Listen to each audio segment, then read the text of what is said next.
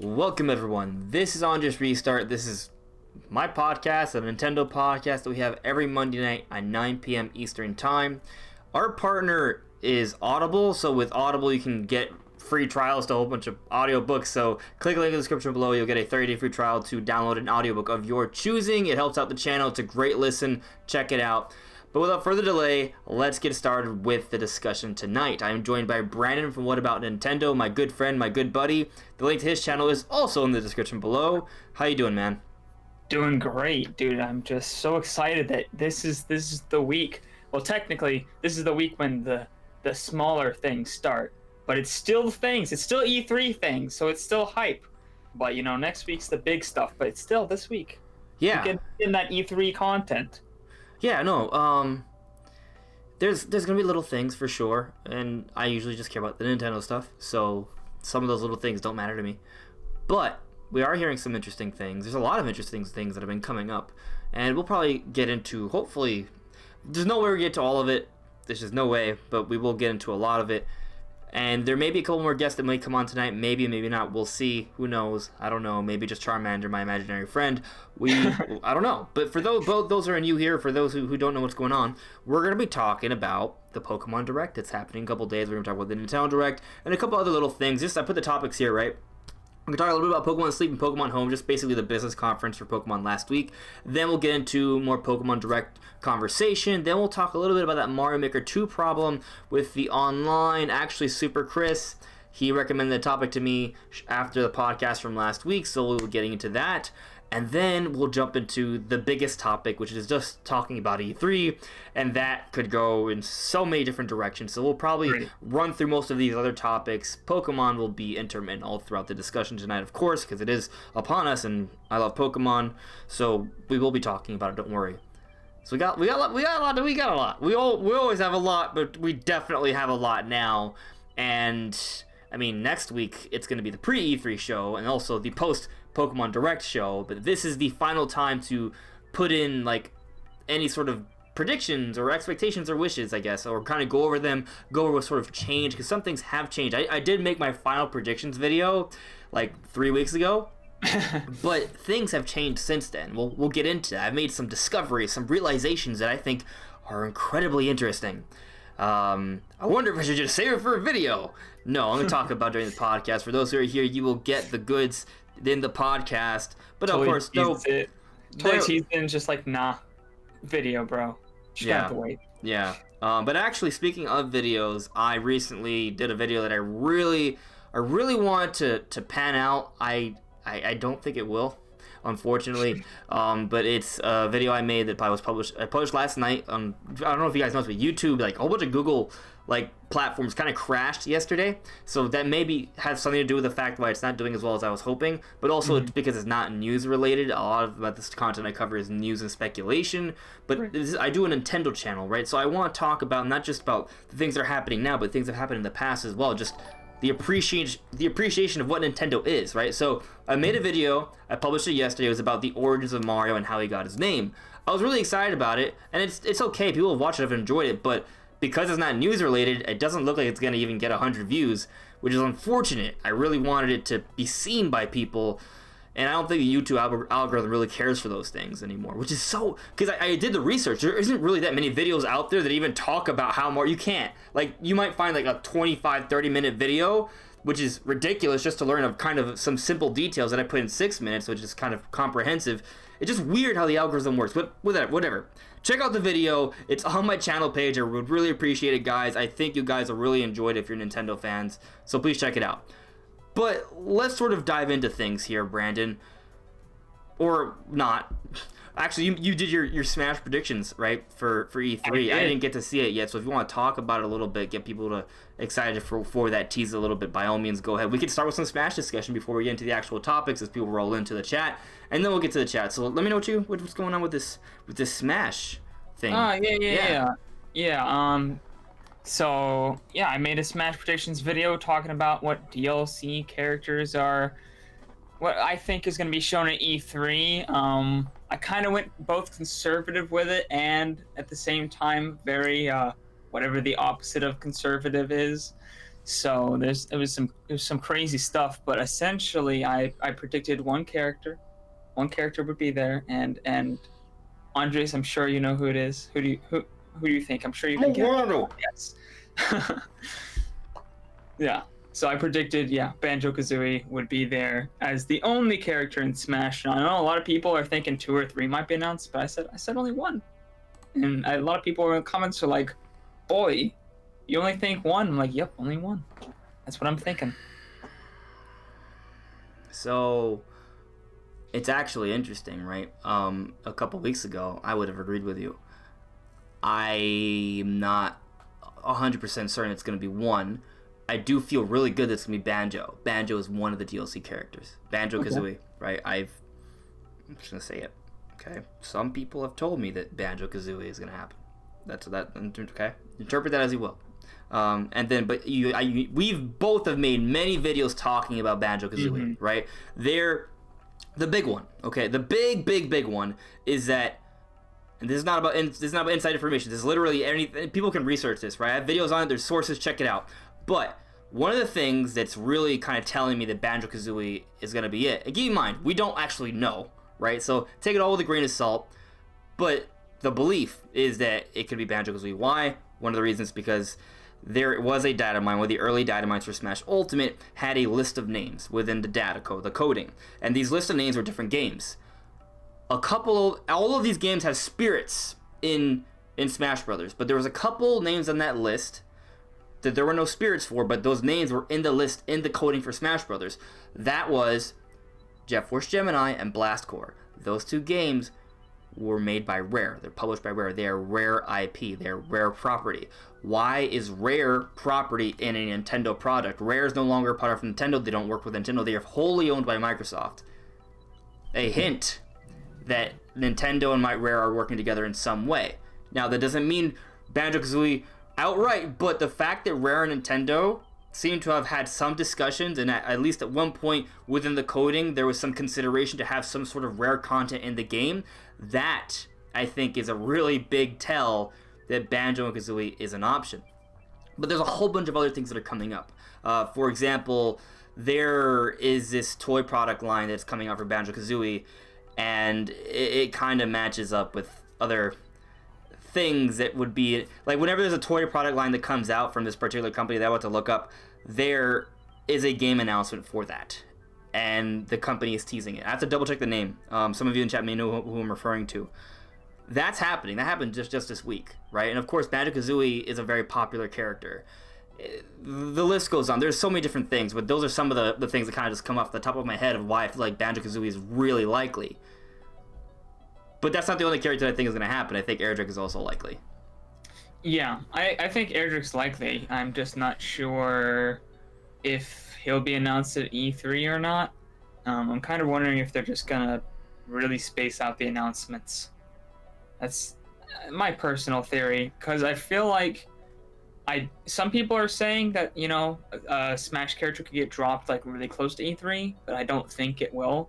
I kind of looked at a timeline that I made in the video, and something that fits actually really well is the amount of time between Piranha Plant and Joker is about 2.5 months, and if you space 2.5 months after Joker every 2.5 months, it ends exactly at February 2020, which is when the DLC is supposed to end. So you don't need both to come out around E3, but you can still have both talked about at E3, right? Yeah, because Joker was announced in December. Right. Came out in April. Yeah, but I feel like he was announced way earlier than all the other ones are going to be. But I could be wrong. That's just my personal thing. I feel like Game Awards was just they needed an announcement. Right. It was literally right. Maybe it's an interesting point you bring that up, because it goes back to the Metroid Prime 4 delay. A lot of people felt like Metroid Prime 4, Metroid Prime Trilogy were going to be talked about the Game Awards, but then Metroid Prime 4's development was restarted. So maybe initially the plan was to be all Metroid at the Game Awards, right? Right. But they had to change that plan, so instead they had a rush non-CGI trailer made for Joker instead, and he was announced very early on. That could have been like a replacement plan. That's possible. Yeah. But I'm going to put out a proposal for you, and then I'll let you think about it for a moment, and then I'll get to the chat, guys. There's a lot of people in the chat. We're going to get to them, and then we'll get back to this little topic.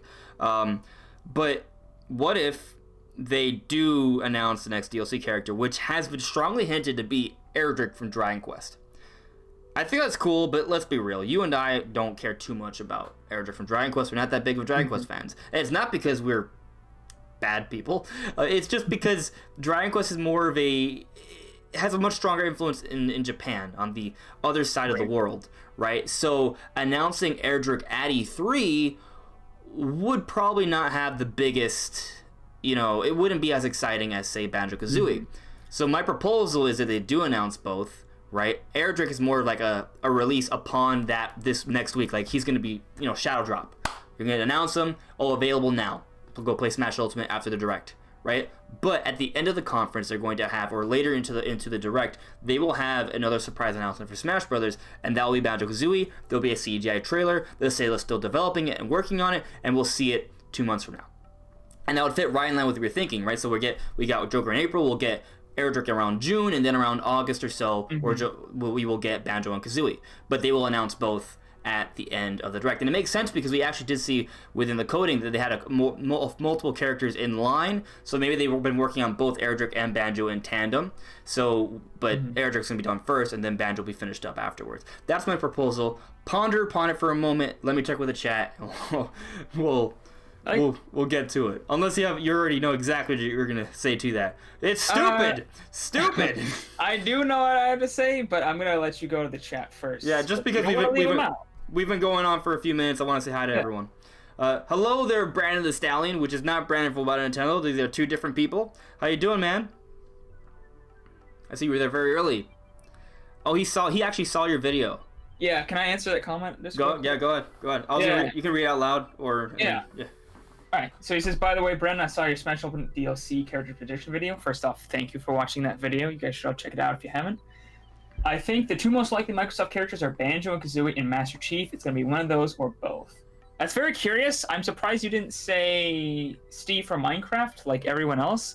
I wouldn't actually say that Master Chief is more likely than Steve, but I do think Banjo is definitely a big contender. I'd say Master Chief's possible, I guess, but I'm not confident in predicting it. But if he did come in, that'd be hype for me because I'm a huge Halo fan. It'd be really cool for sure. I would love that. But I agree with you. I don't think Master Chief is likely. I think it's possible. It's possible. He's in the cards, but I think actually, well, recently some people have said that it's not happening. But take with it. You never really know. Right. But I would say Banjo has. We're talking about Banjo. We think Banjo's likely. Master Chief is like a very off chance, but who knows?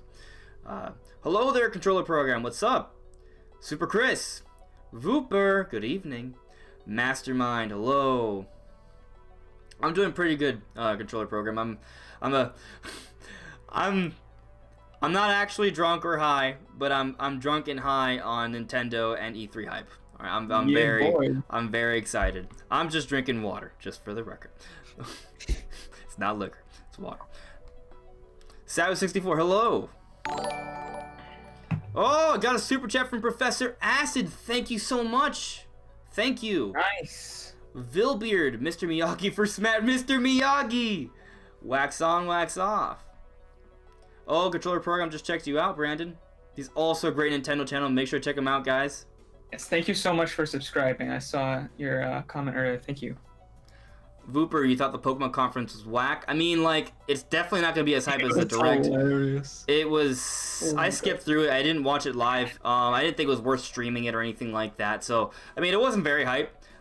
We'll talk a little about Pokemon Sleep and Home and some of those things in a minute, but... Yeah, I mean, it was a business conference. It was for business dudes, I guess, Nothing too mind-blowing, but I am excited for Pokemon Home, and I think Pokemon Sleep might be convenient for me.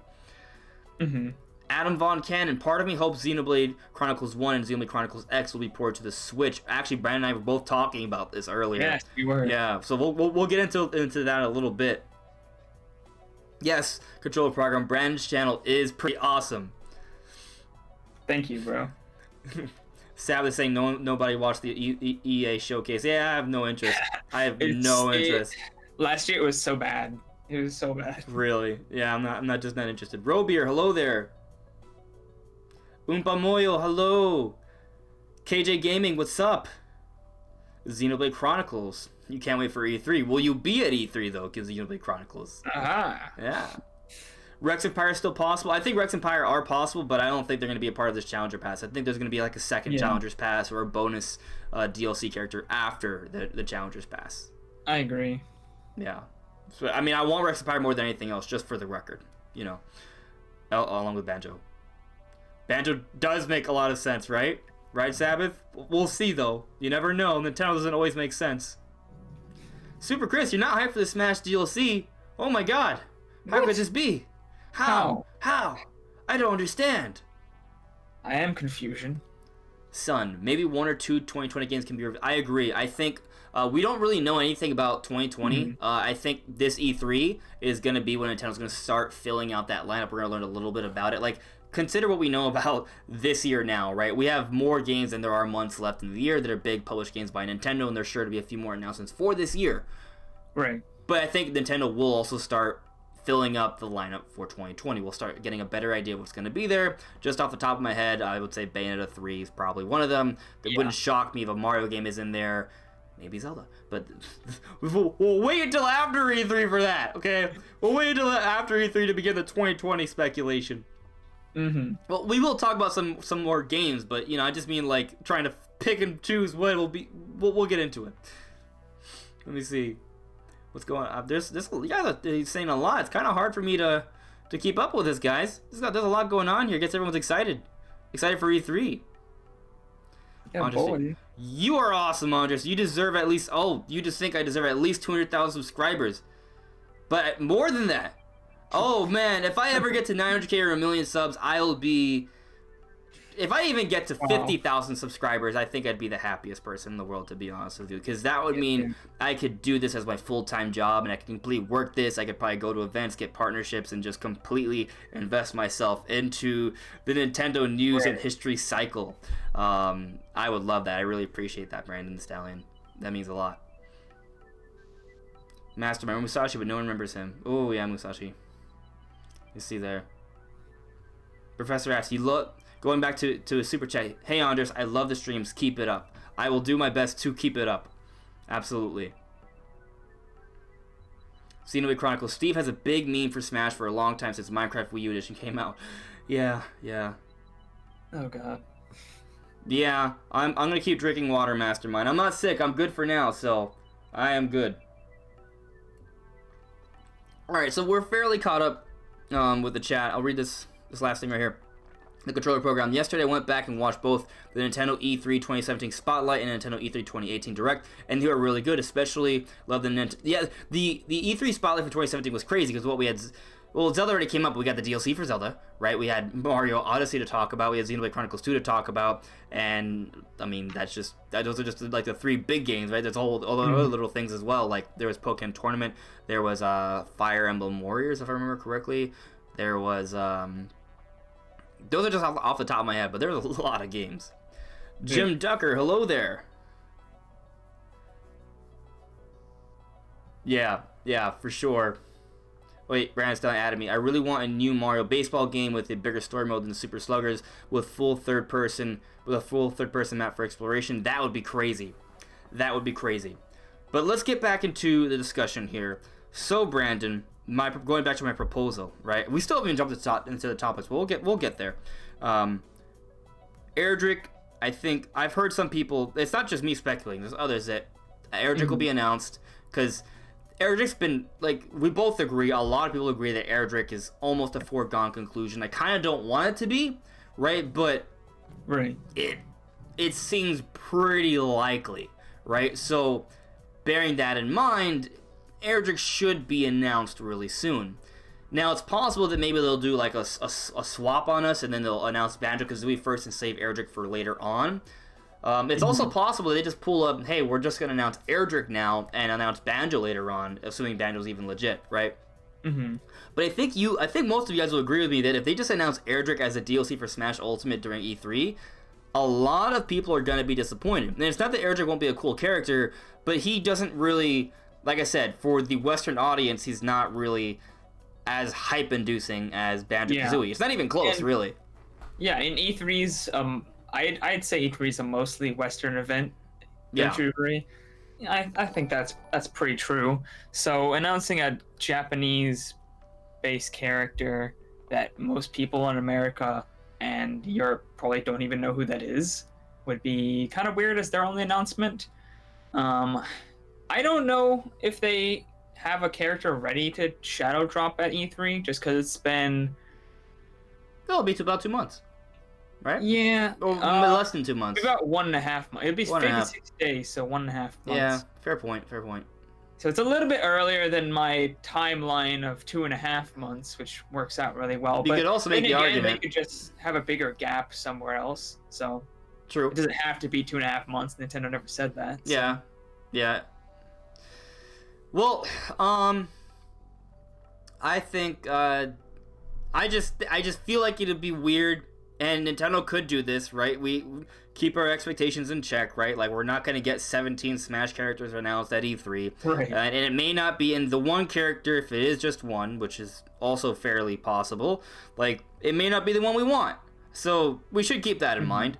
I like the idea of them announcing two. If there's a time of the year to announce two different Smash DLC characters, it would be E3, right? That is kind of like the bigger time to announce something and then do it again. But I would say, I think we both agree it's going to be at least one. No matter what, we're getting at least one Smash DLC announced at E3. No matter what. Yeah. Just a question of what. Mm-hmm. I actually did think it was going to be two, and then I kind of came up with my timeline theory, which puts the next character at early July, and then the third character sometime in late September. So I was thinking it'd be weird if they announced a character coming out possibly towards the end of September already, because that's a bit far away. That's like 3.5 months. So that's the only reason I changed it, and it, I could be completely wrong. It's just a theory I have that seems to fit fairly well. So I'm not saying, if two characters get announced, my mind will be absolutely blown, but I do think it would be Banjo if it was just gonna be one, because E3 is a mostly Western event. They're probably gonna have a lot of stuff to do with Microsoft. I feel like Microsoft and E3 are gonna have some joint announcements. Yeah. Or Microsoft and Nintendo at E3 are gonna have some joint announcements. Yeah. I think that would probably be a really big one. Maybe announce.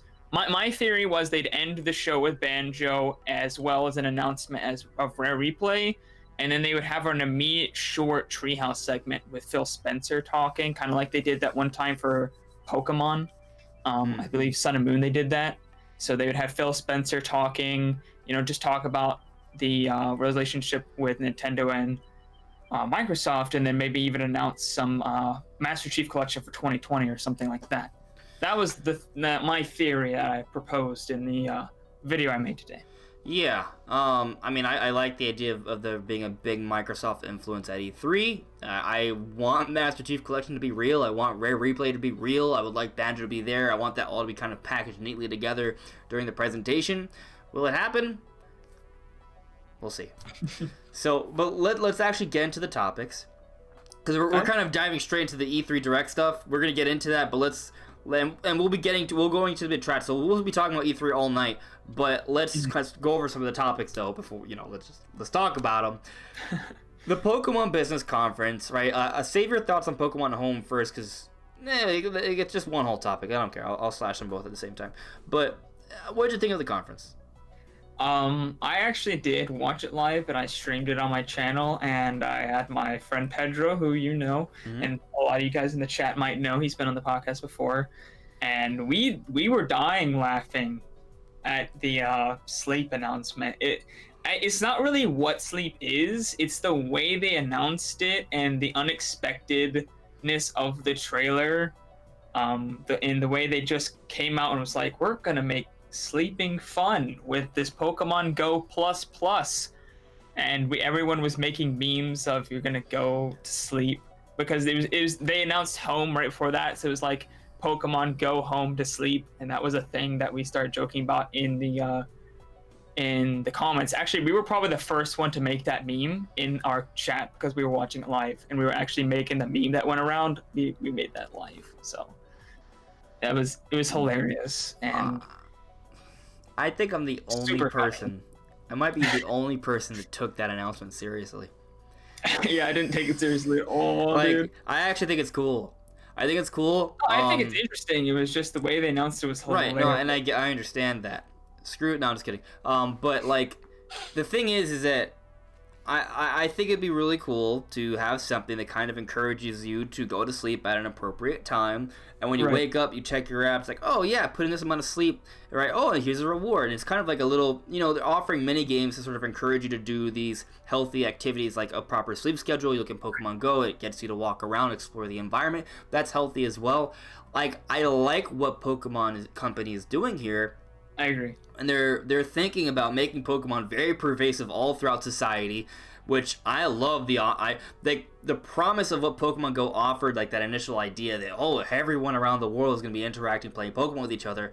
That is awesome to me. I would love it if they can get it to a point where Pokemon is almost like real. So bear with me here. I know this is kind of a weird idea, but augmented reality is something that Pokemon Company's been playing around with a while, right? Pokemon Go is augmented reality. It's based off augmented reality. You use your camera, you see Pokemon in the environment.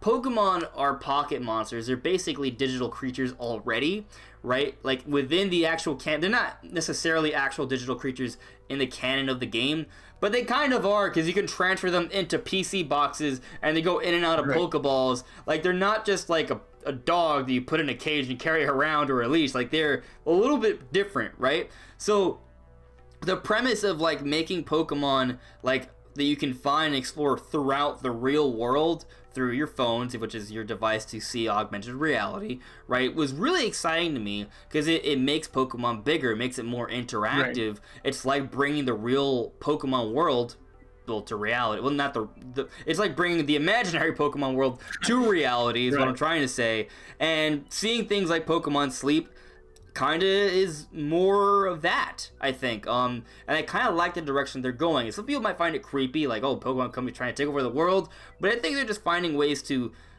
give us something fun to do, but also something like fostering healthy habits. I think that's cool. I'm excited for that. So I'm curious how they're gonna handle Pokemon Sleep. I think it could be at least something that might encourage some people to have slightly better sleeping schedules, like myself.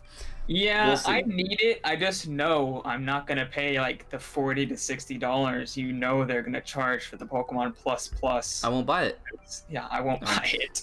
Oh, but you might need it. It was something you might need it. I don't know. You do need it. You have to have it. So it's just like, if it worked with my phone normally, I'd be all into it. But the fact that I had to buy will we actually need it? I don't even know what it does. It's the thing that tracks your sleep, so you have to set it on your bed, and when you go to sleep, it tracks your sleep. What does it do? Does it read you or mind? I don't know. What if it's just data you put into a phone, right? Like, what if you could still handle it manually through the app? Maybe, but they really implied in the trailer that you needed the device. We'll see. Let's put a pin on this. We'll see. If you do need, I doubt that they're gonna force you to pay $40 to $60 to use this app. I really doubt that. Like, they didn't have any. They made it sound really important, but I bet you when Pokemon Plus was first announced, they probably made that sound really important too. Hopefully, because there's no way I'm buying that thing. It looks cool, but I don't want to put in that kind of money. Yeah, we'll see what happens. We'll see. But I would like to see Pokemon Sleep. Let's see what you guys are saying in the chat, though. What's going on here? Why are we talking about Sonic Force in the chat? I don't know. Mastermind saying, add Super Chrissy saying, he heard Sega will celebrate Sonic's 30th anniversary. Maybe. Oh, Branstad has added me. I have a theory for Andres. Erdrick is leak bait, and it turns out the true second DLC character for Smash Ultimate is Sora. That would be cool. I think I heard somewhere that Sora was kind of like deconfirmed by one of the creators that said Sora's just not going to be in Smash. So that might take away from that possibility. But, you know, I do appreciate the concept, though, that there could be putting out names that are leak bait, so we don't actually know what's going on. I would love that. I would prefer to not know what's going to happen. I would prefer that. Andrew. I want to know that. Except for that one. Except for that one. For sure. 100% agreed. Controller program. I've heard this idea from other YouTubers, but what if Nintendo went back to the form of releasing yearly Mario Party games and announced and released Super Mario Party 2 this year? I'd be upset. I don't need it every year, but maybe next year. Just add DLC to the game you already made because That it needs doesn't it. have enough content anyways. But maybe people have been theorizing because they're not adding DLC, it's because they're actually just really just working on the next one already. But that'd be so weird. Why? What's the point? I don't know. I wouldn't complain if we got another Mario Party in a year or two from now, but I don't need to be every year. I think they have slowed down. Like they used to kind of bang them out. Like they're Yeah, I guess they did have them on multiple games on systems back in the N64 and GameCube era. They had what, like 3 or 4 on the GameCube and 2 on the N64. it was a lot. It was too many. It was a lot. It's way too many. Yeah. In my opinion, they just need 1, maybe 2. Just add DLC to it. You're good. I agree. I'm right there with you. Oh man, Xenoblade Chronicles. I really want them to remaster Ocarina of Time and Majora's Mask as well. That would be amazing. Yes. Oh, Jim Junker, Pokemon Eat next. Yes, it'll make a balanced diet fun. There you go, man. You're on the same wavelength. That could happen, maybe. We'll see. And it'll just be Munchlax instead of Snorlax, because Munchlax eats. Is that an actual Pokemon name? Yeah, Munchlax is the baby form, the pre-evolution form for Snorlax. Yeah. Wow. That's hilarious. It is the case. No, I don't download my pets. I catch them with Pokeballs. Let's see here. Controller Pro. I know this is extremely unlikely, but imagine if a new F-Zero got announced at the Nintendo E3 2019 Direct. Oh, I hope there's a new F-Zero. Oh my god, I want F-Zero. So I was saying, I still think that F-Zero NX would be a cool title if it comes to Switch. Yes! Call it the NX. That was a true code name. NX is all about the next F-Zero. What if, right? What if? Oh my goodness. Alright, let's move on to the next topic, though. Where are we here? Jeez. Okay. So, I mean, Pokemon Home is actually something I think is a big deal. Because it's basically Pokemon Bank. Like I talked about that they would announce Pokemon Bank last week. They didn't, but they did in my opinion because Pokemon Home is a replacement for Pokemon Bank, right? Pokemon Bank works for just a 3DS, I guess. But with Pokemon Home, everything from Pokemon Bank can come in, everything from Pokemon Go can come in, everything from Pokemon Let's Go Pikachu and Eevee can come in, and that all works with Pokemon Sword and Shield, and they said that they would be continuing with updates, meaning a Pokemon Home will work with basically every Pokemon game that will come out from here onward, at least all the mainline games. That's exciting to me because it brings everything together. It's kind of what I wanted back when Pokemon Go came out back in 2016. Back then I was thinking, oh man, what if when Pokemon Go, all the Pokemon you capture, you could transfer it to your mainline games. At the time it was Pokemon Sun and Moon. That didn't happen. Not until Pokemon Let's Go Pikachu and Eevee, once Pokemon Go was kind of already done. You know, like, it's not done, but you know what, I wasn't playing for Pokemon Go for 2 years. I played it for a few months. It was cool, but because it didn't really tie into the actual mainline games, I stopped playing it. But if they sort of maintained that, and it was a way to sort of have a better, like, it was an interesting way to collect all these different Pokemon, complete your Pokedex, get rare Pokemon, powerful Pokemon, from the get-go, I might have stayed into Pokemon Go, or at least for a little bit longer. I didn't. It would be really cool if they sort of use that as an interesting mechanic moving forward for Pokemon Sword and Shield and other Pokemon games. I think that's kind of a Pokemon. I don't know if it's going to be a big focus, but it's at least going to be an option to bring in Pokemon from Pokemon Go. And I think that's going to be great. Yeah. Something I did notice that I thought was interesting is that in the diagram for it, everything has a line going to Pokemon Home, but only Sword and Shield has a line coming back. So it seems that the only game that can actually take from Pokemon Go and transfer into that game is Sword and Shield. So like if you had a Pokemon Let's Go Pokemon, you can't transfer to Pokemon Go through Home. It's one way everything for Sword and Shield. So Sword and Shield be able to send and take out. Everything else is just about transferring in. Once they're in, they're in. They're not coming back. Yeah, unless it's Sword and Shield.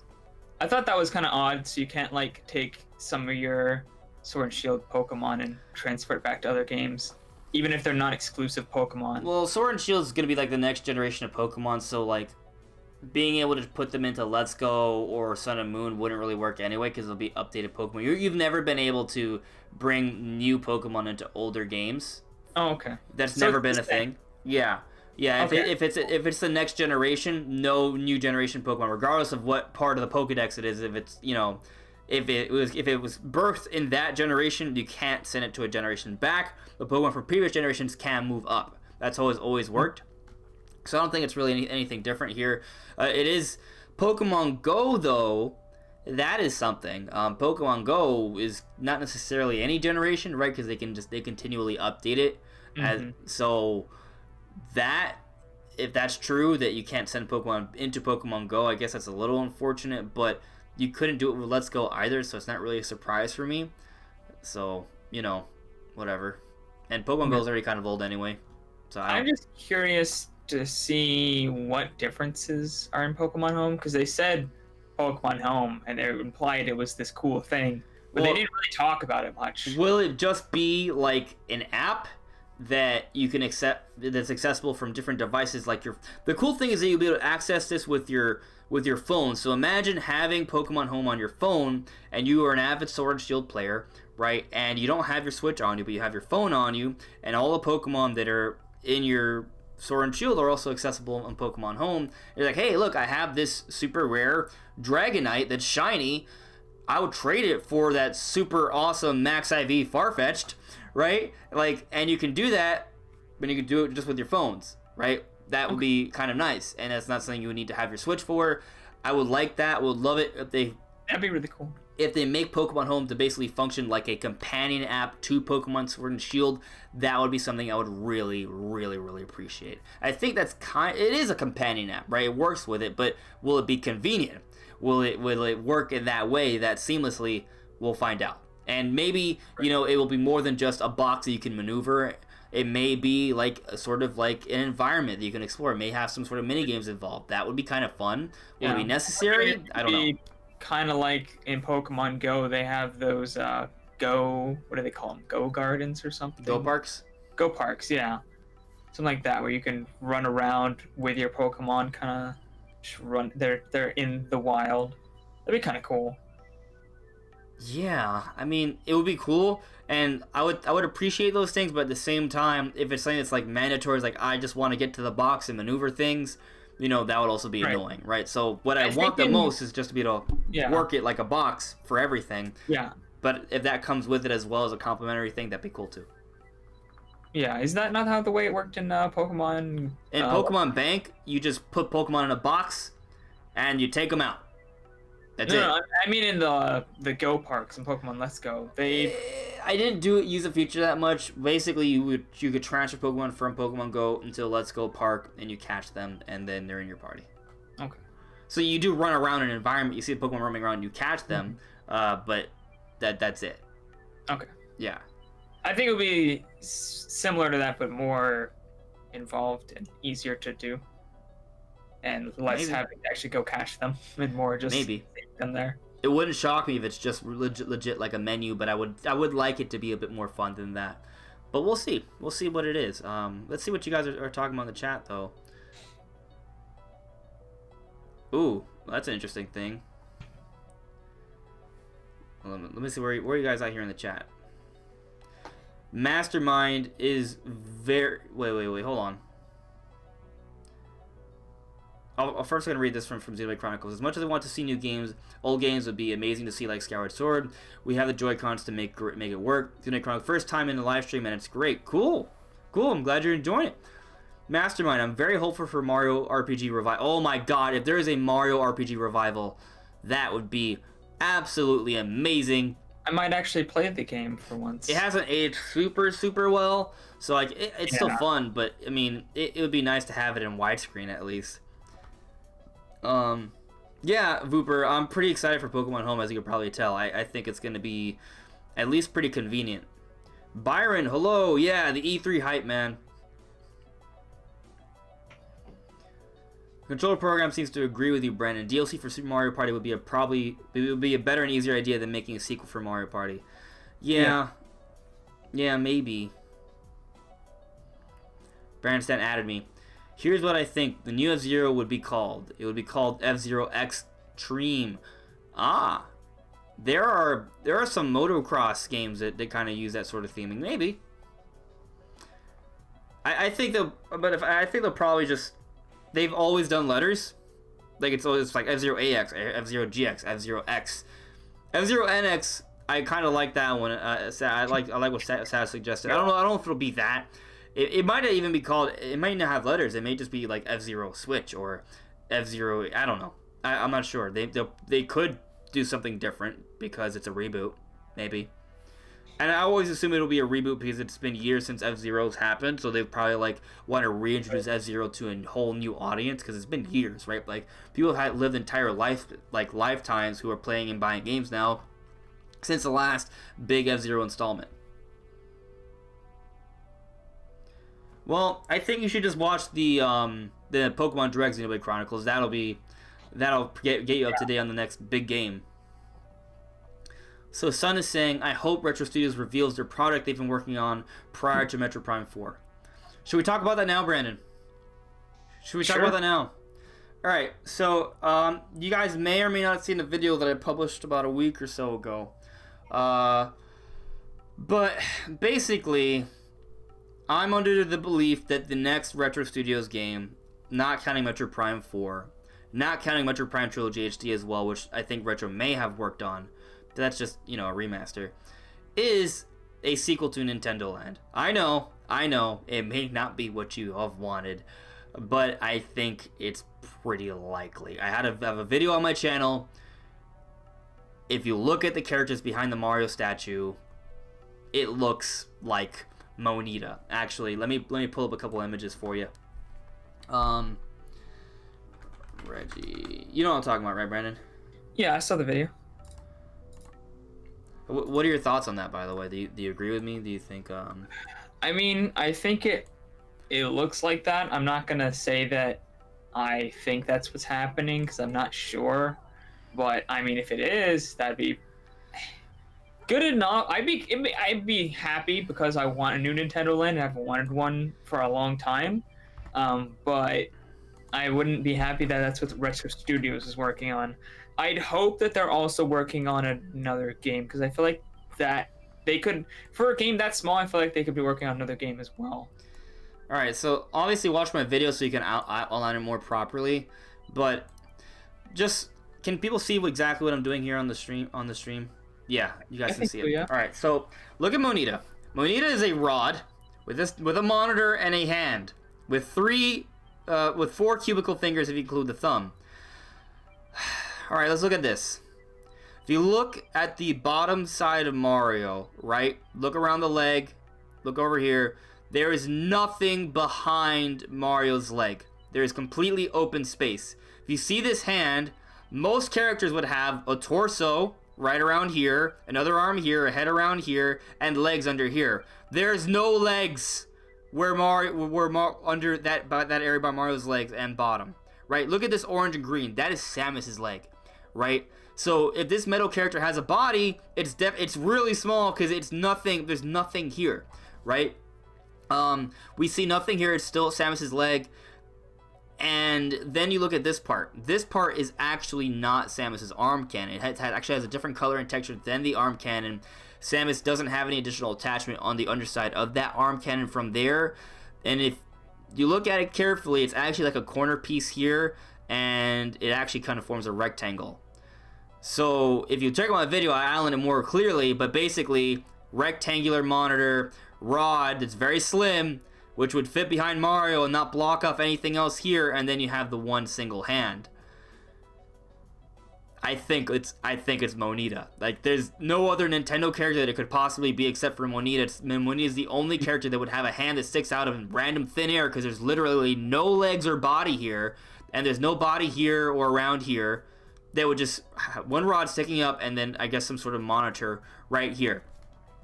Is it for sure Monita? I think there's a really good chance. It could be the case that it might be another character that looks just like Monita, right? Like maybe Retro Studios made a different game and it's a character that's basically Monita's brother or something, right?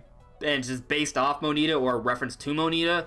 But whatever this character is, it basically looks like Monita in my opinion, right? So it doesn't have to be the next Nintendo Land, But my assumption is that this is a somewhat different design for Monita, and Retro Studios has been working on a new Nintendo Land.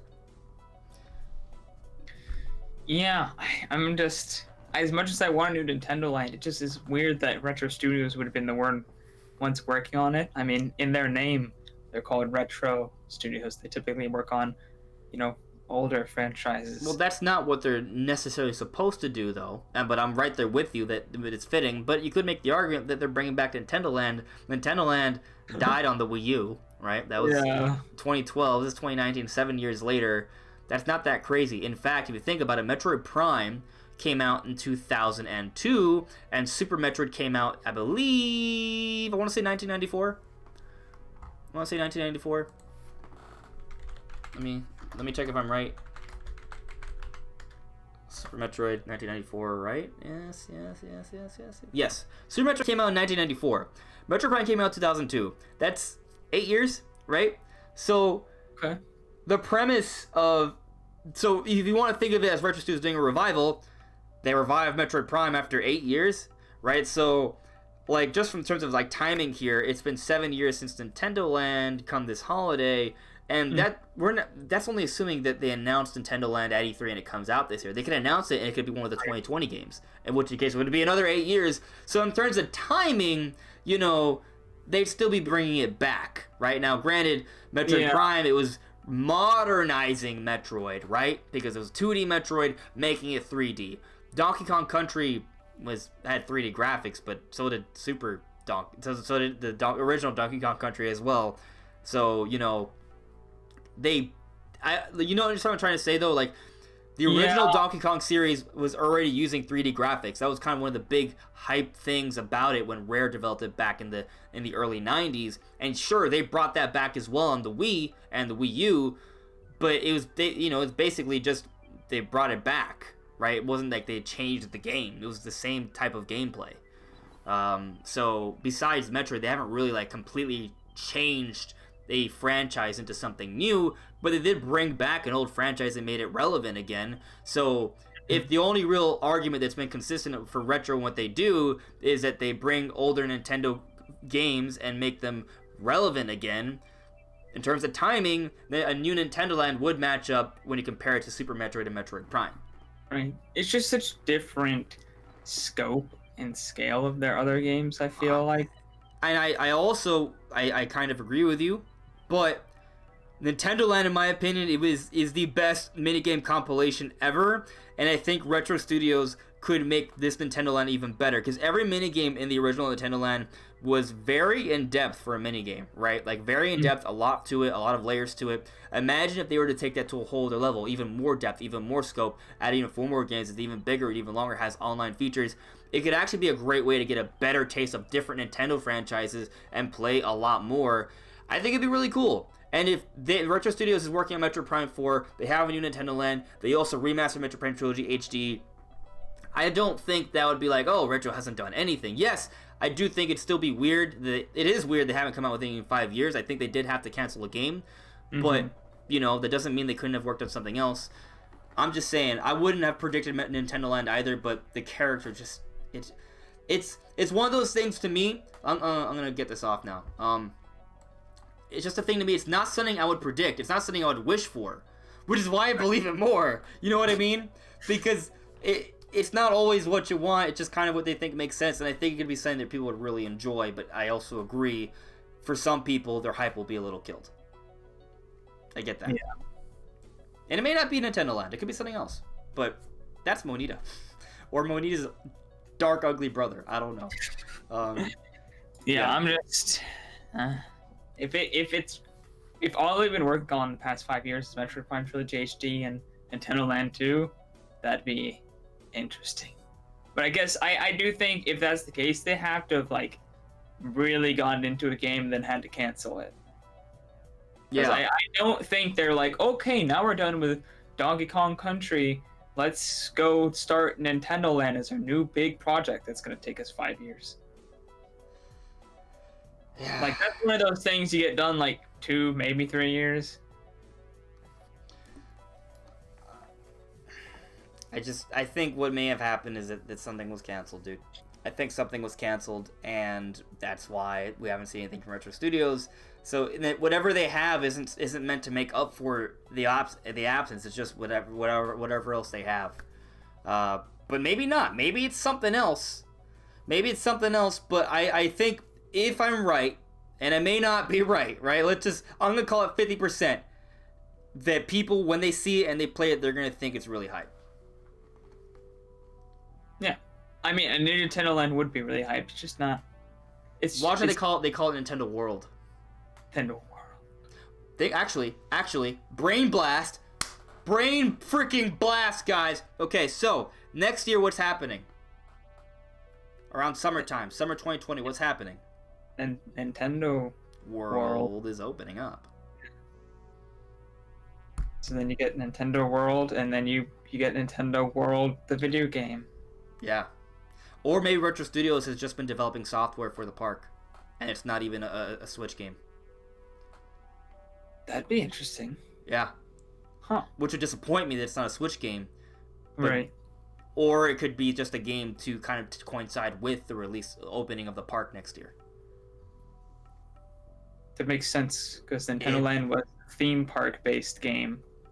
So to launch a new theme park-based minigame collection or at the same time as your actual theme parks coming out would be a very good marketing tool. And we do believe that there will be some 2020 games that would be announced. And when we think about the games that are coming out this year, it's hard to believe that Retro Studios would come out with a game, which Retro Studios, when they're coming against a big deal, that they would fit that into 2020, right? I mean, 2019. Like, it's hard for me to imagine that. Like, imagine if there's another Donkey Kong Country or another Metroid Prime and every other game that's coming out this year. It's kind of hard to see where they would fit that and it would make sense and not take away too much from the other games, right? So I'm not just saying Retro Studios games are big deals. Now, granted, people may not consider Nintendo Land to be a big deal, but I'm just saying, like, I feel like if Retro Studios is going to announce their game, I would bet that it's a 2020 game and not a 2019 game. Probably. Especially if Metroid Prime Trilogy HD is coming out this year, I think there's a good chance that Retro Studios also worked on that, right? Because on top of that, they actually had a demo, according to Imran Khan, the executive editor from Game Informer. Retro Studios had a demo they showed Nintendo that impressed them so much for Metroid Prime that they restarted development for Metroid Prime 4 and gave it over to Retro Studios. So maybe Retro Studios did work on the Trilogy HD as well, right? And they based a demo off that, and maybe something worked on Nintendo Land or something new altogether, and that's how they had the demo. So I'm just saying, guys, like, there's this chance that Retro Studios worked on the Metroid Prime Trilogy HD that's coming out this year. They based a demo off that to show off to Nintendo for Metroid Prime 4. They restarted development for Metroid Prime 4. They gave it over to Retro Studios, and they also have a new game coming out next year since they are releasing Prime Trilogy this year, and that's gonna be Nintendo Land. And then, of course, they're working on Metroid Prime 4. That's just speculation, but I feel like it fits really well. Yeah, I mean, if it happens, I'll be I'll at least be happy to know what Retro's working on, and Nintendo Land is an amazing game, so getting a sequel would be great. We'll see what happens. Again, guys, I just showed you the character. I think it fits really well. Watch my video if you want a more clear perspective on why I think it fits there, but, you know, could be wrong. It could, even if it is Monita, it doesn't mean that it has to be Retro Studios is developing Nintendo Land. It could be for Park Software, right? Then that's what they've been working on instead of a game, which would be disappointing. But, you know, I do think Reggie and Retro were teasing something. So we'll see. We'll see. Maybe in less than 2 weeks. But let's see what you guys are saying in the chat about it. I think you guys have some opinions on it. Let me see.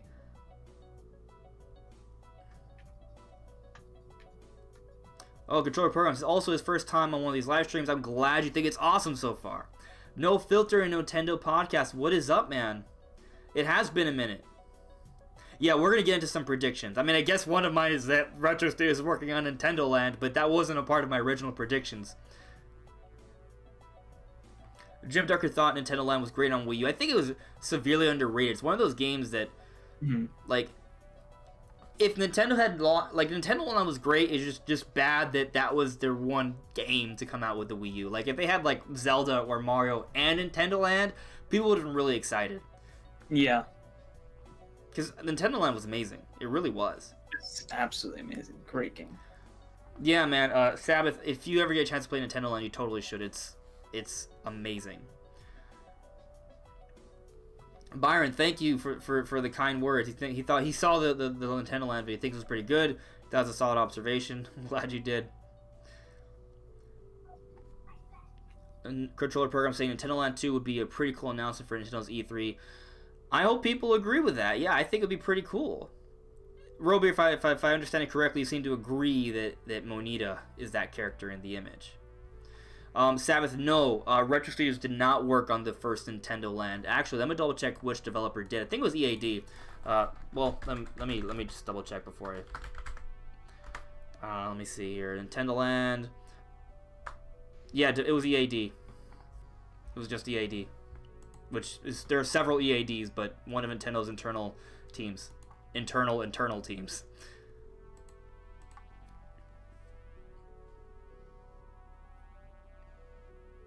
Let me see what's going on here. No Filter saying, and you enjoy Nintendo Land, but they've been hiring a lot of Naughty Dog devs. There's no way they've been working on a Nintendo Land sequel. I don't know, man. I don't know. They could be working on more than just that, right? They are working on Metroid Prime 4 now. Maybe they had something else. Maybe it's more than one thing. We'll see. The Yellow Kazoo, hello! Yes, the Nintendo World 2020 is going to be so hype, Yellow Kazoo. It's going to be so hype. It's going to be so hype in 2025 when I can actually afford to go. Oh, yeah. I feel you there. Not far off for me either, buddy. Let me see. Brandon Stallion. I had Nintendo Land back on Wii U since it came with my console, but I never really played it all that much. I never really got into it. I want you to be right so I can give it a second chance. I think if Retro Studios made Nintendo Land, it'd be even better than the first one. And the first one was pretty good. As far as minigame compilations go, it's really good. The problem with it, two things that I remember. One, no online. But two, you just have to have all these different controllers, right? You have all these different controller options. And I thought needing all these different controller options was kind of cumbersome and annoying.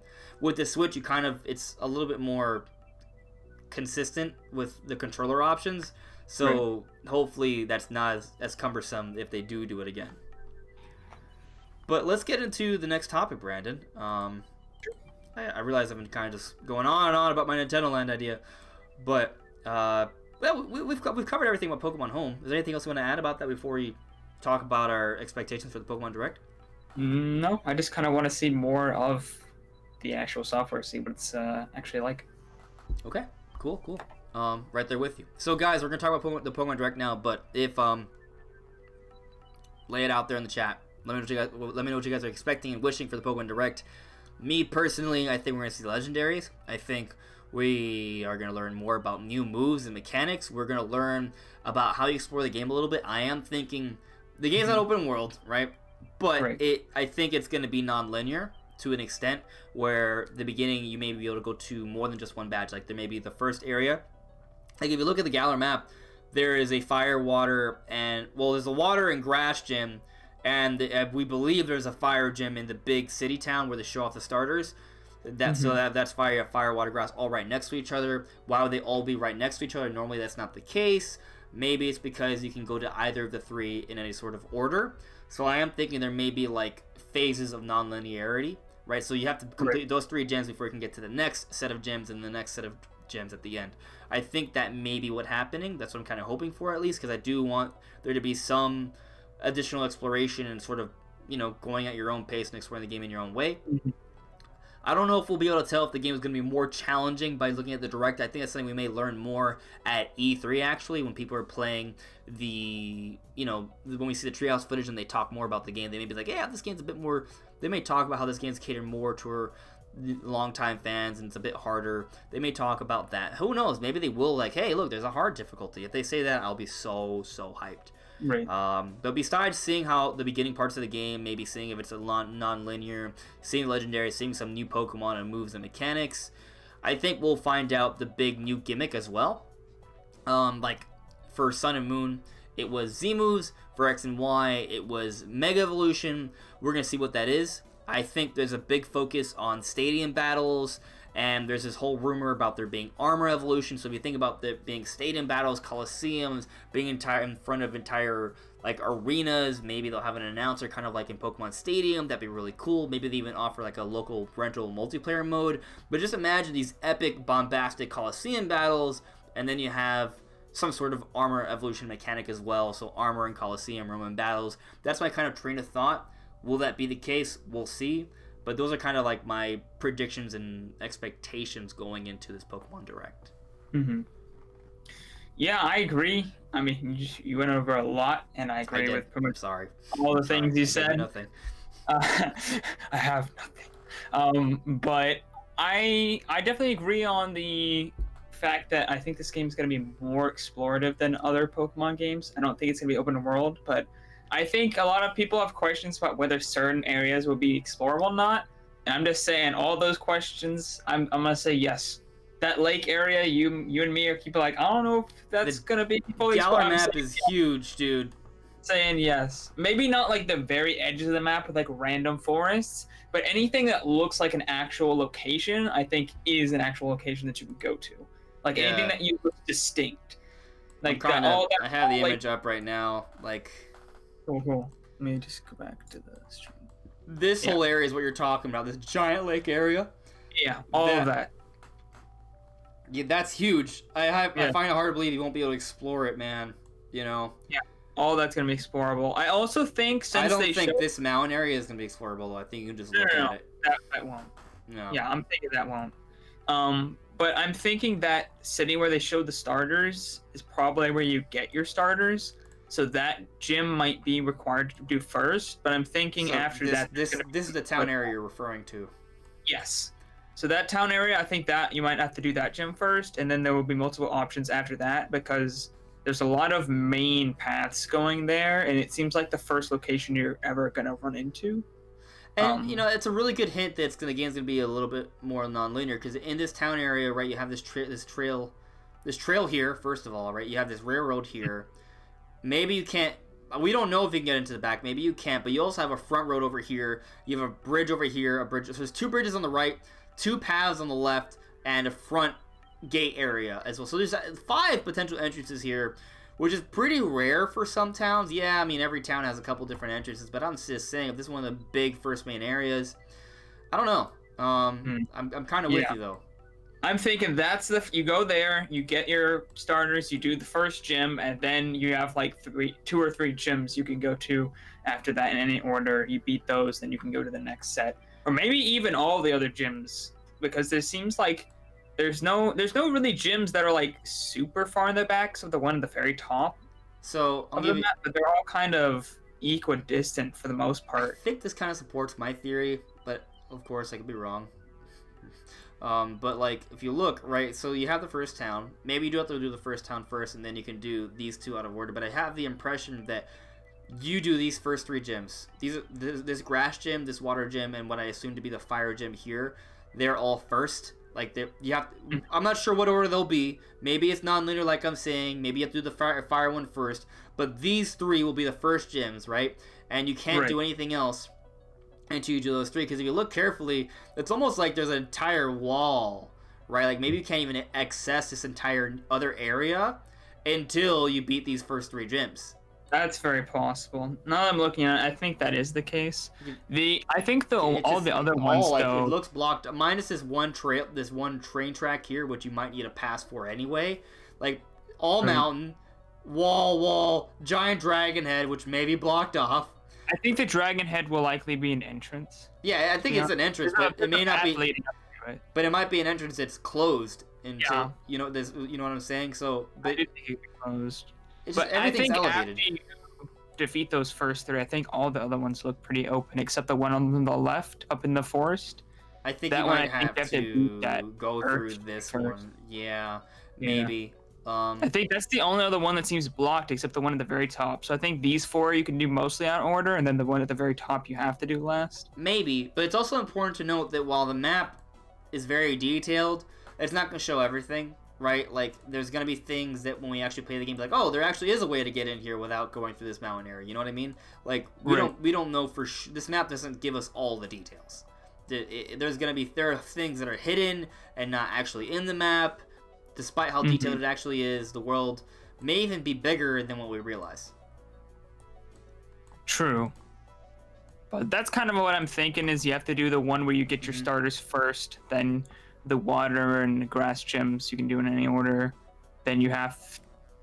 then I think you go up to the next 4 that we see there, and you can do those in pretty much any order except what we assume is what we think of the fairy gym or whatever is going to be up in the... Yeah, I think that's the fairy gym. Maybe bug, I think that but probably fairy. There's really no other paths going to and from that forest at all. So it seems that's the only way is to get through the mountains. So you probably have to do the Earth Gym or whatever that gym is. Unless they're hiding a path and it's not on the map. I agree. Yeah, but most of the big paths seem to be pretty distinct. Well, what if it's also like something where there's an event in the story and you just get knocked out and you wake up because someone saves you and takes you into the forest, and you wake up in a forest filled with fairies and colorful mushrooms. That could happen. Yeah, there's always a chance of those kind of things happening. Right, that's a possibility. Also, random thing I just noticed, I don't think we talked about this last time we talked about the map, but you see this mountain right here? There's stuff in there. Random thing, I'm just saying, it looks like you can go inside this little volcano thing. Yeah, that does seem to be somewhere you can explore, because it's strangely different than the rest of the wall. And I still feel like it's weird because this is the gym, right? That's one gym. Probably another gym here, one gym here and here. That's 4 gyms, and then we got 5, 6, and 7. That's 7 gyms. You would assume that there'd be another gym over here, maybe. But since this is a top area, people think it might be where the Elite Four is at. But it'd be weird to have a whole city area with all this to explore, the gym, and to have the Elite Four all in one city. That's never really happened before. Which is why people have been thinking, hey, oh wait, no, Image, come back.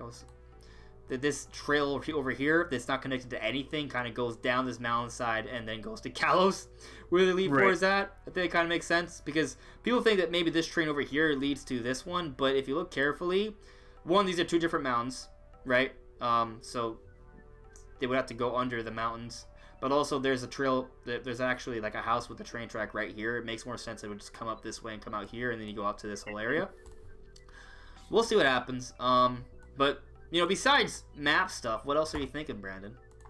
Yeah, I do think that we'll get a sort of hint that the game is more hardcore focused. I don't think they'll use the word difficult. I think they'll use the word hardcore. I think they'll mention it because they'll contrast it to Let's Go, because I think this is definitely going to be a more hardcore focused game. I think the gyms themselves, when they show those off, will kind of also give us a hint, because I think those are going to be just purely battle focused. I like your idea that they're like Stadium 1 and 2 on the N64 with an announcer and things like that.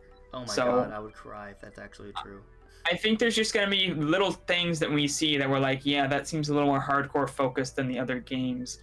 And I think it's just going to be a case of actually having to learn the mechanics to get through the story. I don't think it's going to be brutally hard, but I think it's going to be more like, I said this in my predictions video, I think it's going to be more like Xenoblade, where you kind of have to learn the mechanics in order to really win fights consistently.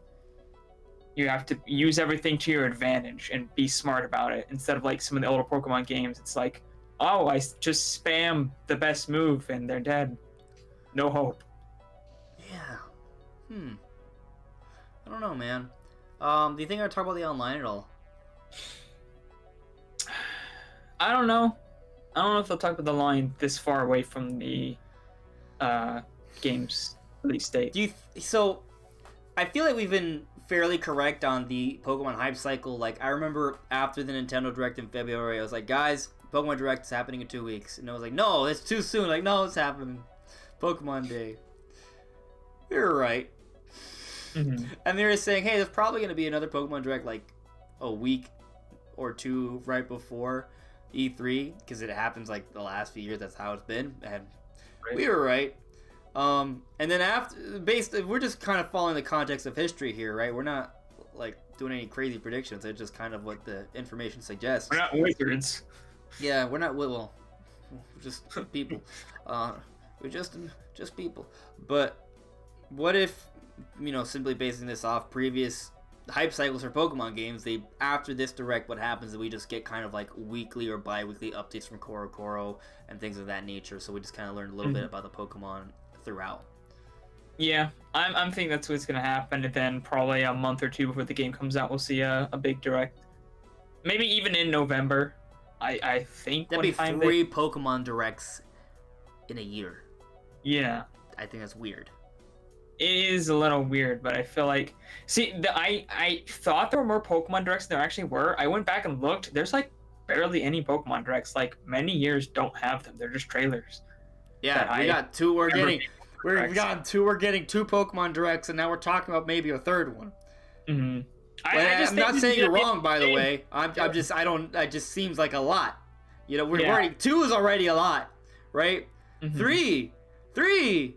I think there'll be at least a big trailer, either the month of release or the month before. Yeah. Showcasing a lot of things. Maybe they won't call it a direct, but I mean, all the Pokemon directs is a trailer with usually a lot of filler about the Pokemon series that we've seen 20 times, and then maybe like some slight tidbits that are really, really vague and don't actually tell us anything. They're just talking for filler for like 3 minutes. That's literally all the Pokemon directs are. The irony of it, though, is that with all the other games, like we got a whole trailer for Yoshi, we got a trailer for Mario Maker. We did get a Mario Maker direct eventually, but we didn't. They've been kind of like just showing trailers and giving us announcements rather than talking about in a direct lately for a lot of their games. Yet Pokemon's like, no, we're just talking about during directs. Yeah. So then it's normally like the other way around.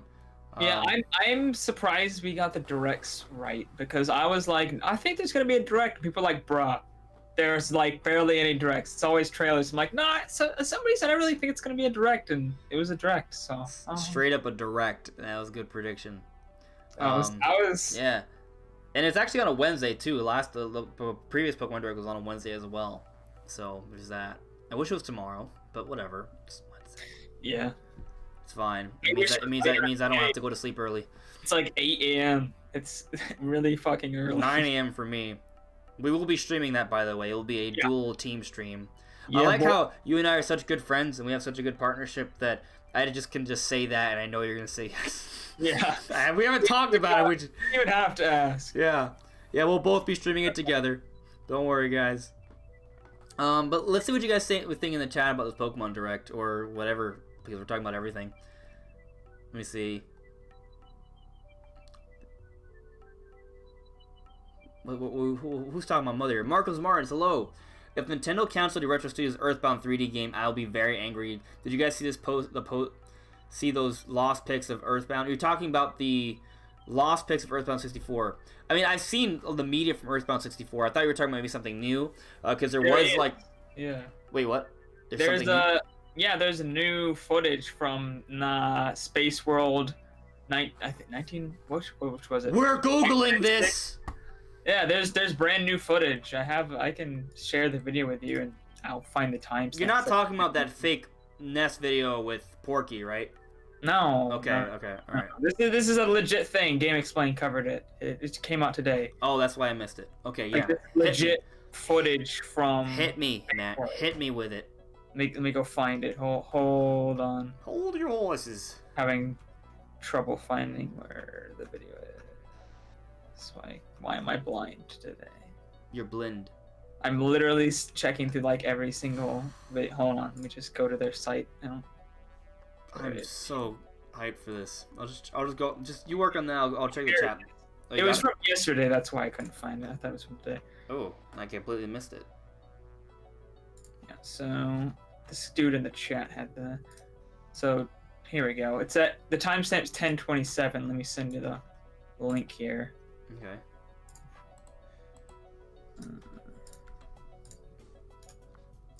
So it's just new pics of Earthbound 64 that we've never seen before. It's actually somebody at Space World 1996 videoing a trailer for the game that was never seen before. This is interesting because there's a lot of things that have been lost from that time. Because back then the internet wasn't really that much of a thing. Like it wasn't as mainstream. People weren't collecting as much media and putting it out there and saving it for people to see. You sending me on Twitter? Yeah. Oh, okay. Twitter, so just go there to 1027 And a few seconds after that, she zooms in the camera, and you can see it really well. But she's gonna say mother, mother. She's Japanese, so but you'll hear her mother, mother, God. and then she'll zoom in the camera. I'm gonna pause the background music for a second. I don't know if you guys will be able to hear this trailer. You may be able to. We'll find out. I don't know if the audio from the actual trailer's there as much as it's just the audio from there. Oh, it's loud. Oh man. Sorry. What the hell? I'm just gonna put this over here so you guys can see what I'm seeing, I guess. But you said 10. Yeah, 10:27. I got it pulled up. A few really seconds loud. after that, hold on. So it's more like 10:30. Okay, I'm looking. Mother. Oh, she's saying mother. Oh, there it is. Yeah, see, I mother, see mother. it. And then she zooms in, and there's the trailer that has never been seen before. There's more of it, I think. Hold on. Is They that get it? closer. They get closer. Oh footage of my it. god. Oh my god. It then quickly cuts to like a Zelda Which trailer. is, still looks super cool. Snippet. Also, there's a Zelda trailer. Like nothing of that is in the actual game. Yeah, none of it, which is why it's really cool. It's like looking at a new game. Yeah, it's like Man, the this looks early sick. beta for the game. Considering it's N64, like the models are really good. Yeah. Wow. I'm Wow. surprised they can have that many models on screen at once, to be Wow, honest. dude. I'm glad I saw that. Man, that just gets me more excited for something that may not happen. Yeah, I'm surprised you didn't know that happened. No, I didn't hear about it. I can't believe it. I've done a bad job. I'm sorry. Oh, God, that's so cool, though. I really wish that Mother 3 got a 3D remake. It deserves it so much. I'll put the background music back on. Man, thanks for pointing that out, guys. I didn't even know. I didn't even know about that. Oh, I would love it. By the way, I've talked about it too. I would love it if Retro Studios did make like an Earthbound remaster or something. Oh, that would be so cool. It'd be so cool. But let's move on with the chat though. Brandon Stallion, on just restart. I'm waiting to ask my mom to pre-order Pokemon Sword and Shield for me until after Direct. I want to see the legendaries, and I'll get the version with the cooler looking legendary. Yeah, I don't know what's gonna be cooler. I think I'm probably I'm getting Sword because it's blue. Already decided. Getting Sword because it's blue, and blue is my favorite color. I've talked about this, but red is my favorite color, but Sword is cooler than Shield. So I either I buy both or I buy none, or I just make a decision. I don't know. I'm waiting for Pokemon. There's no way Javelin. you're buying that, by the way. You put that as an option, it's not an option not for an you. option. You know it's No, not. it's not. Pokemon Javelin. It's also not an option because that means I have to wait longer. No. Pokemon Gun. I'm probably gonna do Pokemon. I don't know, man. I really don't. I'm at a loss. Maybe I have to wait on the Legendary as well, and see what the version exclusives are. Porky for Smash. There's some talk about Porky for Smash because his boss is kind of mysteriously missing, right? It's kind of interesting. Porky from Looney Tunes? Nah. What'd you say, Brandon? I was gonna say Mastermind. That's not the right Porky. Are you sure? No. Are you sure? How sure are you? 100% sure. No Filter Nintendo Podcast is saying, I have so little faith in Game Freak and the Pokemon Company now that I just hope they surprise me in a good way.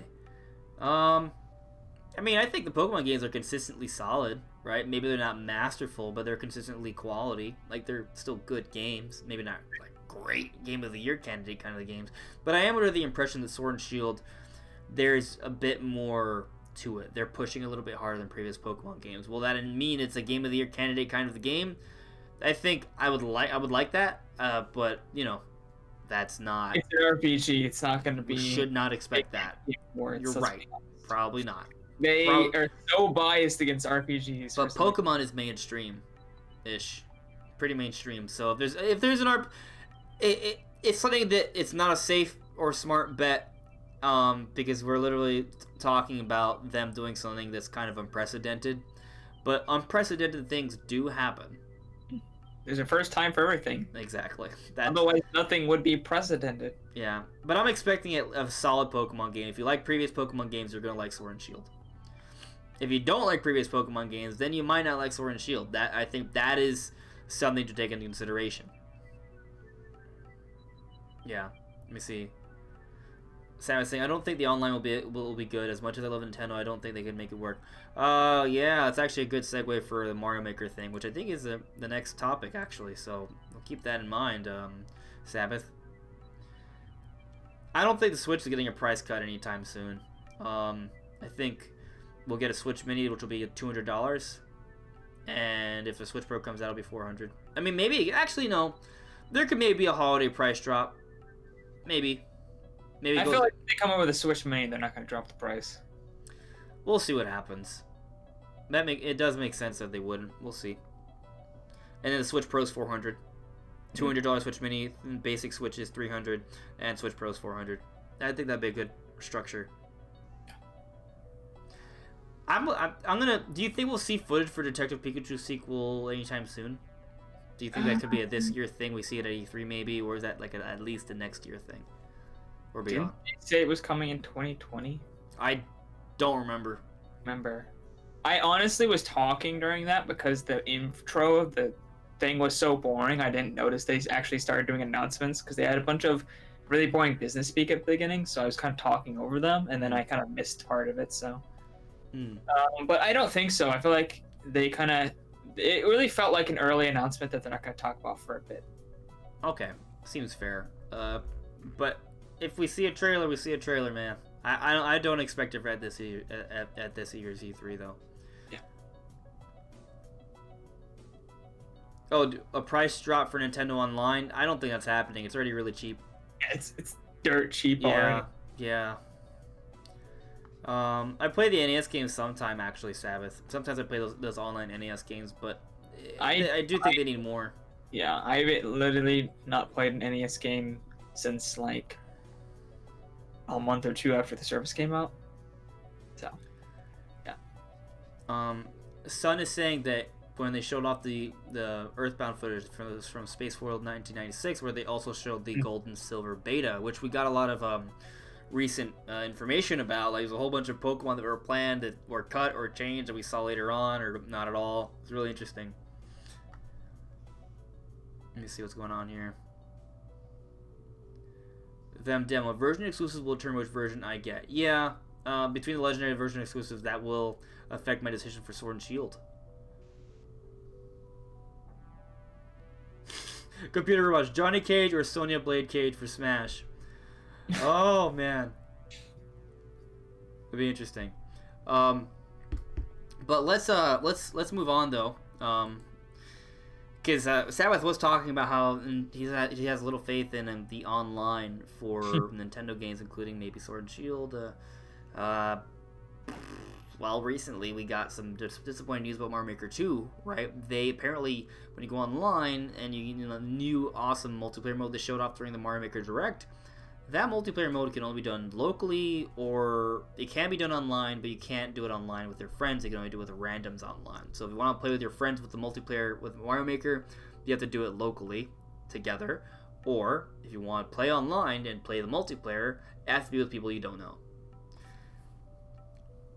And you can't. There's no voice chat option. Like, I mean, maybe there's some weird, app thing, but I will not use that. Refuse to. No, yeah, it sucks. This is a little disappointing to me because, I mean, we could have been like you and I, and we could have gone like Sean or Yellow Kazoo or Shifty. We could have had like a 4-player like Mario Maker online party stream, and that's no longer an option. It would have been amazing. It would have been glorious, and now my dreams are crushed. Literally, when that mode got announced, I was like, "This is what I'm gonna stream. I'm gonna stream this. I'm gonna have subscribers play with me. We're gonna go, and we're gonna play this online. It's gonna be great. It's gonna be the best ever." And then my dreams were crushed, so violently. Yeah, that's kind of bad, dude. It's honestly really bad. Honestly, I'm still super hyped for Mario Maker, and I think it's gonna be great. I'll still stream it. Play all you guys' courses and stuff like that. But it's just not gonna be as cool as I think it was gonna be.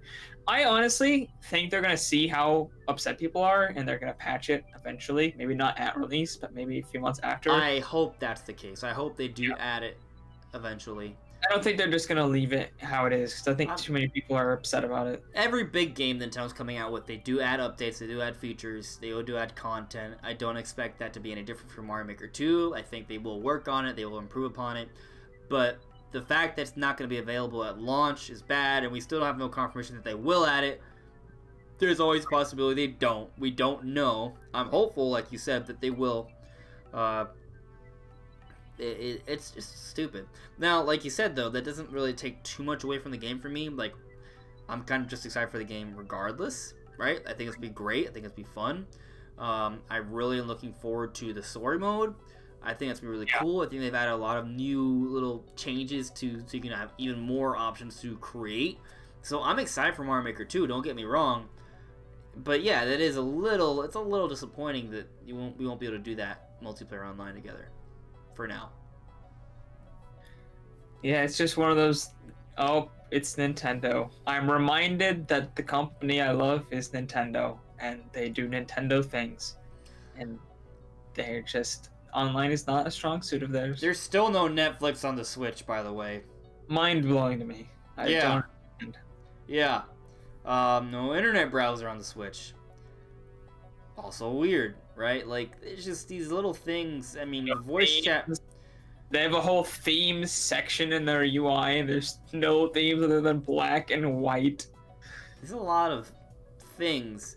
I do feel like all of these little things that don't make any sense with the online features and functionality of the operating system kind of fit the whole theory that the current Switch we have was like a rushed product to get it out in the market, and then and the real Switch is still kind of in the works, and that's probably gonna be what the Switch Pro is, which will probably have more theme options, will probably have better infrastructure, probably have more RAM, so they can dedicate to the operating system and do things like, you know, system-wide voice chat, things like that.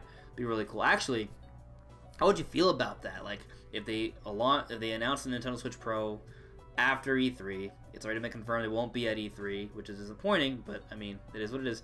And they talk about some of the features of Switch Pro. One of them is that it says, hey, look, there's system-level voice chat without the app. And that's what Switch Pro is. And they talk, I mean, from what we've heard from the speculation, not speculation, but from like the different reports of the Switch Pro, or whatever it's going to be called, that it's going to be more geared towards hardcore gamers. And having a system-wide based, like, online voice chat system would be something that I think would fit that. Yeah, my thing is I just don't see why it's not on the current Switch, to be honest.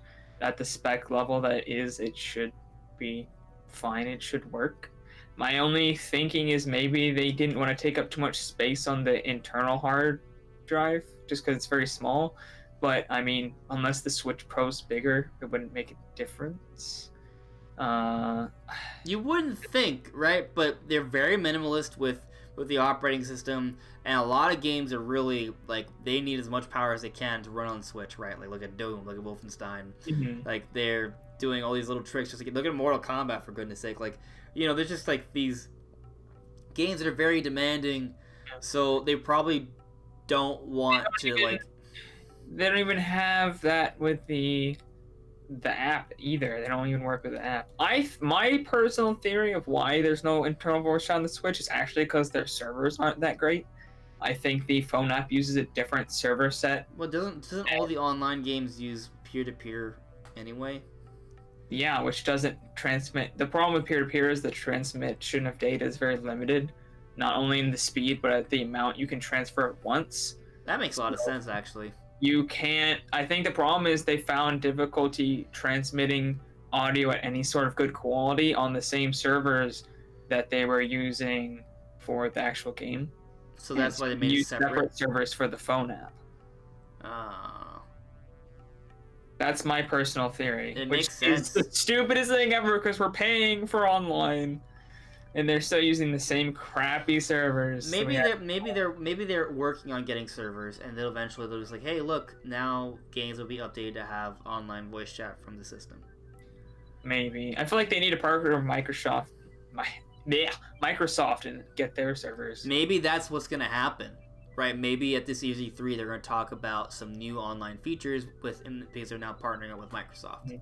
Even Sony partnered with Microsoft to use their servers for their new cloud stuff they talked about. Right, and we've heard that Nintendo's actually doing well. To be clear, it's not the PlayStation team; it's Sony, right? So they're working on the technologies for cloud streaming moving forward with Microsoft. We've heard something similar for Nintendo, although it's not confirmed yet. And it's all about them sort of working on infrastructure and cloud streaming moving on. You know, there's forward-thinking R&D, right? So there is that. It's going to be cool to see, hopefully, that there will be some sort of Microsoft partnership announced at E3. We know it's happening, right? Right. Something. To some extent, there is some sort of relationship there already, because they are publishing games on the Switch already. We did see that Xbox Live listing at the Game Developer Conference. It was taken down once it came to light, but it was there initially. And this is what Xbox wants. This is what they've been pushing. They constantly said, we're not a machine, we're a brand. Xbox is the software. Xbox is Xbox Live and all their first-party games that are on Windows and the Xbox. That's what they've been saying. That's why they changed their whole branding to be Xbox instead of I think it was Microsoft based before. But they changed it to be just Xbox now. So that's kind of what they want. They want to be on everything and not be on one box anymore, which is weird because they're called Xbox. It's literally the box in the name. But yeah, no, I see what you're saying. And I guess it was kind of a good segue to just go back into the E3 talk. Because we both think there's going to be some sort of Microsoft announcement at E3. So probably a good time to get into that. Let me see here. Cross off the Mario Maker disappointment, unfortunately. So let's see what's going on in the chat. What's going on here? No Filter saying they always knew people would be upset about it. No way they didn't. In reference to the Mario Maker online stuff. Yeah, it could be one of those things where just like that was a decision they made and they're just going to stick with it regardless of what people think. Okay, Sabbath. I mean, not everyone has to get Mario Maker, right? And I myself, I play Mario Maker more because I like to play the challenging and interesting levels. Not so much because I like making them. I'll make some, but that's just not going to be what I'm into it for. Brandstein is saying, I'll be trading in 5 Switch games to GameStop they don't really care about, and I'll be using the money to buy a Super Mario Maker 2 limited edition. Will you play my levels? Yeah, sure. I'll play your levels for sure. Yeah, share me the codes when you come out with them. I'll play them. Actually, that could be a fun little series. Actually, you guys recommending levels and sharing them with me, and me playing them and getting my butt kicked and crying. We can do that. Yeah, you can see a grown man's tears. Theodore Boss asked me if you can play as Bowser when the game comes out. I don't think so. I think you can only play as Mario. Maybe they'll have costumes again. But the amiibos don't do anything in this one. So I don't know if costumes are even a thing anymore. So I really liked having all those different costumes. It is awesome. It was great. Is that for sure not going to be in Mario Maker 2? I don't know if that won't, but I believe they confirmed that amiibos don't really do anything. Okay, maybe they'll just be available. Yeah. Maybe unlock them through the story mode. Maybe. Yeah, that'd be awesome. Yeah, Yellow Kazoo, I understand. Firstly, online, no amiibo support now. These are things that they're a little concerning. I really would. Yeah. I would miss it if they don't have the costumes. I kind of assumed that they're gonna be there, right? Well, but I guess we'll find out. It'll be DLC, which I don't want paid DLC for something that was in the previous game. I want it to be in there already. We'll see. I don't know. I don't know about the costumes. It is a little concerning, but it doesn't mean it won't happen. We'll see. So, what should we talk about now? Because we're now on the E3 Direct part, the biggest part of the show. So, we've definitely been talking about different pieces, right? Different little things. I could talk about how Nintendo Land might be the Retro Studios game, but they also may be developing Retro Studios, and maybe there could be some sort of tie with Nintendo Land and the new opening of Nintendo World next year. I did realize that during this podcast. Like that was something I thought about beforehand, like the whole Nintendo World connection. But that's kind of crazy to me. You touched on, Brandon, how we could see some sort of announcement with Microsoft and Nintendo during E3, right? You talked about for your Smash predictions that maybe we could see like the Banjo-Kazooie along with Rare Replay and maybe Master Chief Collection. Like those are things that I would like to see. I also predicted that as well. I really want to see that like so badly, so badly. So that is what I'm kind of thinking, that we'll get Rare Replay, Master Chief Collection, Banjo-Kazooie and Smash. Maybe they start the show with Erdrick. Oh, there's some debate if we'll get 2 DLC characters at E3, but it's a possibility, right? I think we could see Nintendo Land. It's kind of what we've touched on so far. Is there anything else that we touched on for our E3 predictions or wishes or whatever? I don't think so. I will say, in terms of a wish, not a prediction. I wish there's some sort of Earthbound announcement at E3. I wish for it. Okay. Yeah, I would like to see that. I was hopeful that when Reggie retired that he was going to do something in relation to that in a direct. That did not happen. I lost all hope and faith in that. I gave up on it. But Who knows? Maybe something Earthbound related will come up at this year's E3. Something we haven't talked about that I don't think we've talked about since they kind of deconfirmed it is there's not supposed to be any hardware announcement at E3. But do you actually believe that? I made a video suggesting that maybe they could actually announce a Switch Mini. That's I'm still predicting it because they tend to not be very truthful when they talk about hardware, to be honest.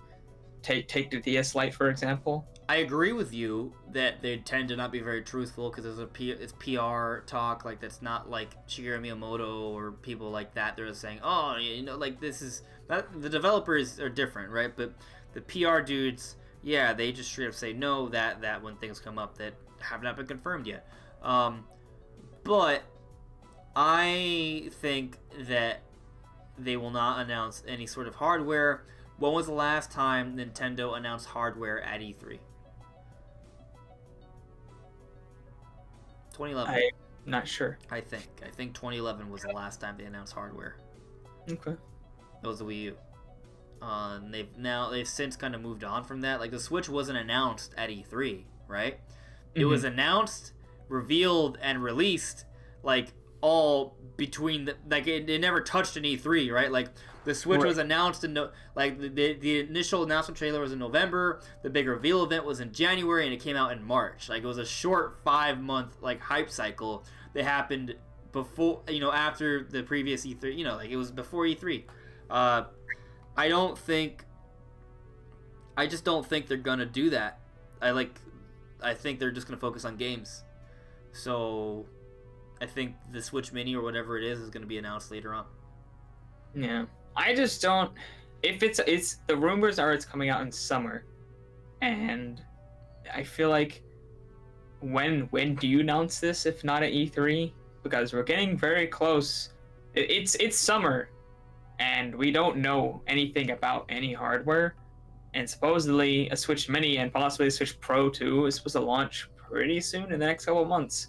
So I feel like the gap is starting to get smaller than the Switch itself, and that was already super tiny. But I mean, maybe they'll do it like they did the new 3DS and new 3DS XL. They announced that in the trailer, and it was pretty close to the actual release of it, just a few months.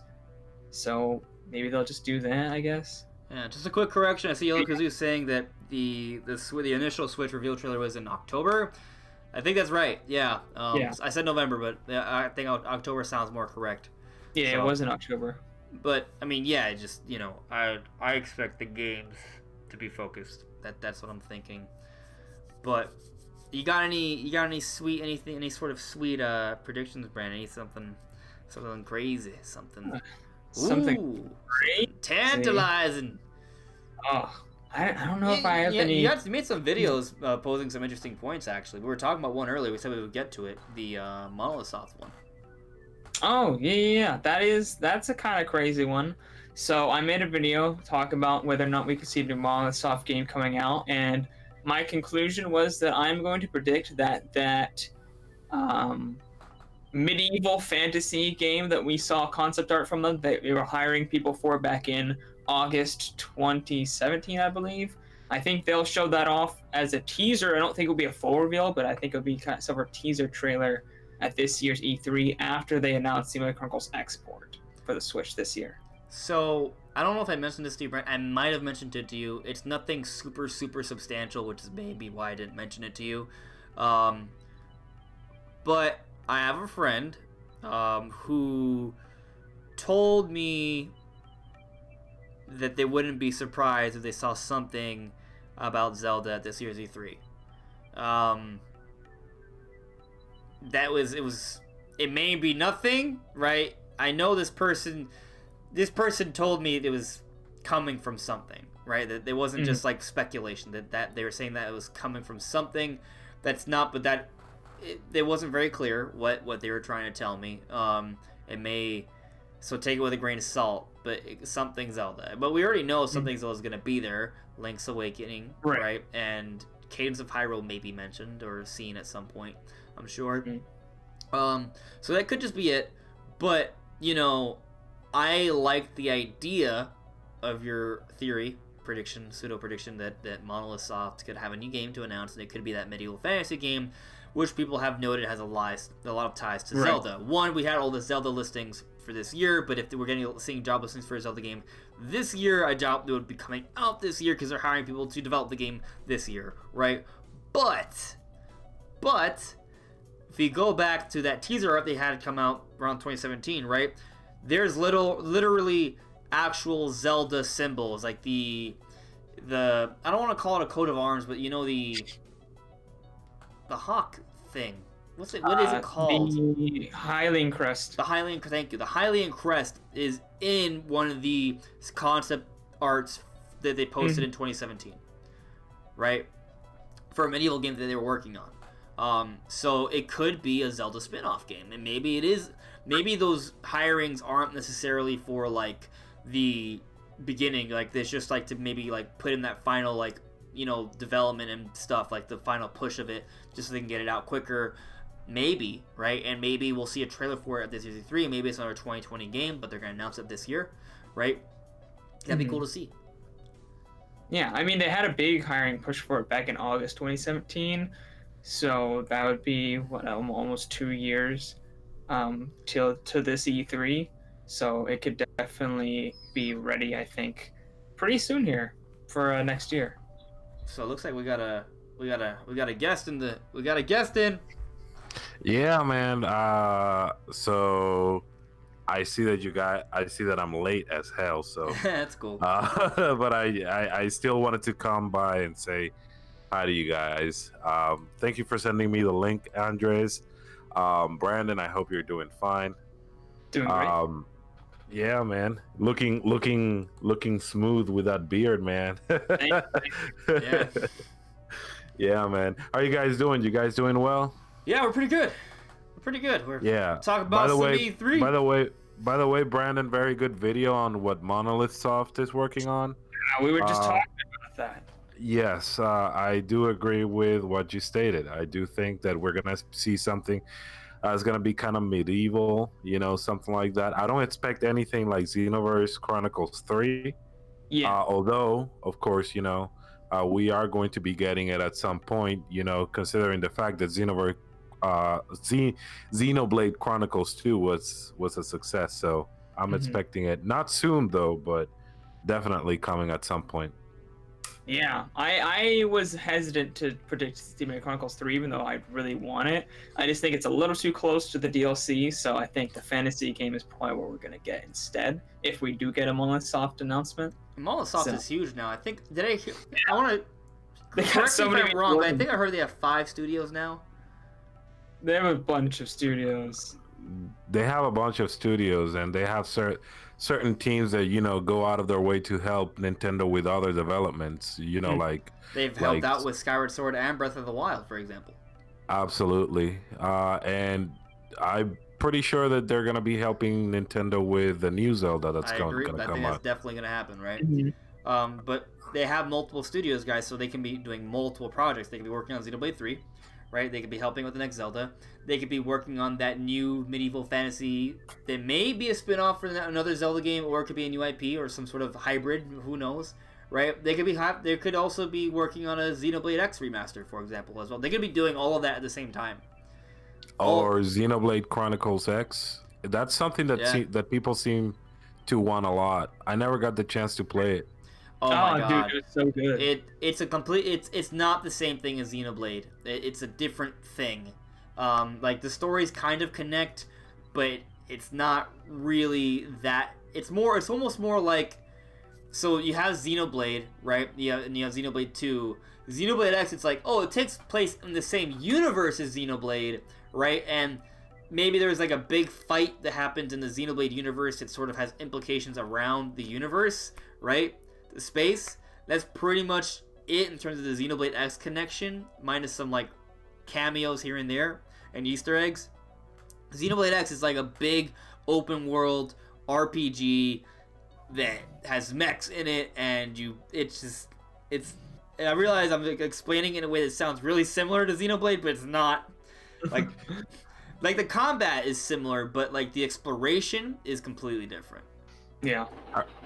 I remember watching the trailer back then when I don't know what year it was. I mean, it was back when the Wii U was still alive, but I do remember Iwata having, presenting the Nintendo Direct, in which he talked about a bunch of games that were going to come out for the Wii U, Xenoblade Chronicles there. And when I saw that game, I was very, very impressed with the visuals and how it looked and all of that. But unfortunately, because it was the Wii U era and it was an era that, games just took so long to come to the system, I ended up just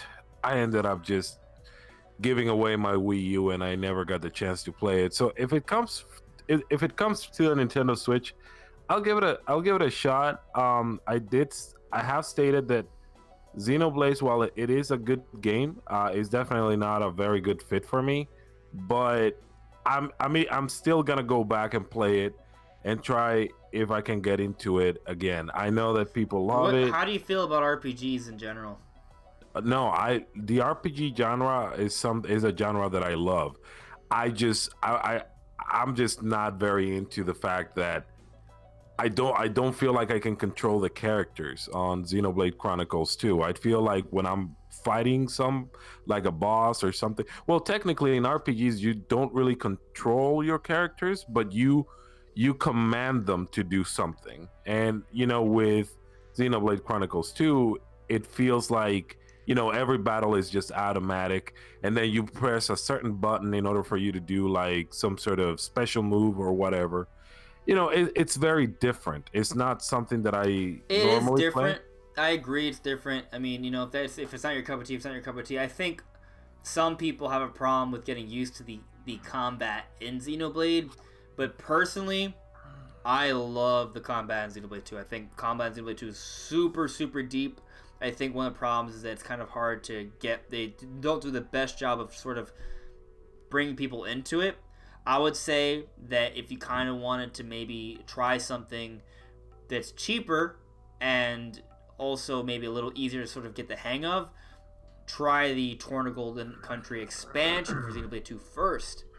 Because that will, one, be a teaser for the bigger story for Xenoblade 2, but also the combat's a bit more streamlined, and the way they introduce you to the mechanics a bit more streamlined as well. So it might be, I'm just saying, Torna might be a good way to kind of like get, I guess, introduce yourself to a Xenoblade game, and because of the way that they introduce you to the mechanics. The battle system in Xenoblade, I feel like the way they show it off to you at first is really boring, because you can't do like most of the really cool moves. You don't have a lot of characters. You have like nothing unlocked, so you're just spamming like one or two arts. When you actually get into the game, you unlock everything and you get more characters. There's like always something you can be doing, always something you can be thinking about, and it's way more involved. In the beginning, it's super boring compared to what it actually is when you get a few hours into the game. Yeah, eventually there's like a flow to it once you get good at it. Like, oh, you're doing one thing, the next thing, and you're timing it and you're moving around. Like, there's all these different things. Like, there's a lot of thought that goes into it. There's a lot of interactivity that goes into it. There's a lot. But I get your point, though, right? So if you ever are thinking about giving one of them a try, maybe go and try Torna first. I think that's my personal recommendation. Do you agree with that, Brandon, or do you think maybe you should try something else? I haven't played Torna yet, so I'm not Oh, sure. you haven't tried that? You did? I have to. I'm going to before this is my mission, is to get it before Super Mario Maker 2 comes out. Spoiler for Torna the Golden Country. Everyone dies. Wow. No, in all seriousness though, I do have Xenoblade Chronicles 2, and I'm gonna give it a chance because I didn't get as far in the game, but what I got to play of the game was actually, like I said, I'm gonna have to get used to the combat, but everything else I liked. You know what I played so far. Like, I liked the characters. I like the design of the characters. I think the characters look very animated, look very good. Everything else surrounding it is very interesting to me. It's just the gameplay, you know, that's just the thing. I think if you give it a chance, if you kind of force yourself, you will eventually get a grip on it. I do have tutorial videos on it if you want to check them out. But to be honest with you, it could be one of those things that has happened to me in the past. I'll give you an example. The first time I played, this may sound crazy to you guys, but the first time I played Fire Emblem, I hated it. You know, that was the first time I played it, you know, back in the Game Boy Advance. But, you know, then I said, you know what? People say this series is so great. You know, let me give it a try. Let me give it another opportunity, and let me just try to see if it's something that I can get into. If I can't get into it this time, you know, with an open mind, then I tried. Mm-hmm. And it just didn't, you know, and that's what I did. I went back, you know, played it on the Game Boy Advance, and guess what? I ended up loving it. So it's just one of these things. Sometimes I'm pretty sure it happens to you guys, and it happens to a lot of people, where you just grab a game and once you start playing it and you're not used to the mechanics, you're like, oh my god, you know, I have such a backlog of games that I would rather be playing instead of playing this game that I'm not used to the mechanics, the gameplay, or on all of that, you know. So that's kind of what happened with me. But if I say, okay, let's sit down, play Xenoblade Chronicles, let's give it a shot, let's learn how to play it, I'm pretty sure that I can enjoy it as much. It was just me kind of not giving it much of a chance. Okay. Yeah, I see what you mean. There are games, for me, it's usually the mechanics hold me back, but it's usually kind of the pacing of the story, right? Like Metal Gear Solid 5, like, it just, I hated the opening cutscene. That left me super, like, I was stuck in the hospital bed forever. I just couldn't stand that, but whatever. Let's get a little bit back on topic. So you guys agree then that there's a chance we might see a Monolith Soft game at E3? Yeah, I agree. Mm-hmm. Okay. I love the idea of it being kind of like a Zelda spin-off title. It's like very Dark Souls-ish. I'm interested because I think maybe they could actually make a cool story, because Monolith Soft makes awesome stories to their games. So maybe we could actually see a Zelda game with a good story. It's been a hot minute. Fun fact for those who don't know, Monolith Soft originally was a part of Squaresoft. Before Square Enix became Square Enix, it was Squaresoft. They divided. Monolith Soft became Monolith Soft. They separated, right? And they started making games on GameCube, and eventually Nintendo bought them out entirely, and they became a full-on, you know, first-party developer for Nintendo. And that way, that's Monolith Soft. I don't know how many people knew that, but that's the case. They have DNA from Final Fantasy, right? They bought them from Bandai Namco, if I'm not mistaken. I think at one point they had the rights, yeah. Yeah, I think Bandai Namco had the rights to Monolith Soft but Nintendo did always own a certain percentage of it, and then Bandai Namco ended up like selling the rest of it to Nintendo. They said like we don't need it, so Nintendo ended up buying it. That's why you got games like on the PlayStation 2, like Xenosaga, which I wish they would do a remake of it. I don't know if they did, but I don't know. I'd like to see that on Switch, man. They have so many games coming to Switch. Yes, I would love to see that. But it was one of those, or Xenogears. That was a very good game for the PlayStation 1. I don't know if you guys played it. It was developed by them as well. So yeah, I mean, it's us, at least us Nintendo fans get the opportunity of enjoying Monolith Soft as an exclusive developer for Nintendo. Yeah, absolutely, man. Absolutely. So, Ray, while you're here, we've been trying to get in. I don't know how much of the podcast you heard or saw, right? We've been coming up with some interesting things. I have the theory that Nintendo Land is being developed by Retro Studios. You may see it at E3. Master Chief Collection, Rare Replay, and Banjo being at E3 for Smash. And now we're talking about the Monolith Soft game maybe being at E3. That's Brand's idea. Is there something that you think we might see at E3 that's kind of like a big deal that people don't see coming? Not Nintendo Land, that's for sure. I saw your video, Andres, on that. I'm not sure. Could you? And I know you just asked me a question, but I'm gonna ask you a question. What makes you think that robotic hand, right behind Samus on the picture that Retro Studios drew? What makes you think it's that little computer character from Nintendo Land? I didn't get to play much Nintendo Land. I played some of it. I thought it was good for what it was, but what makes you think that?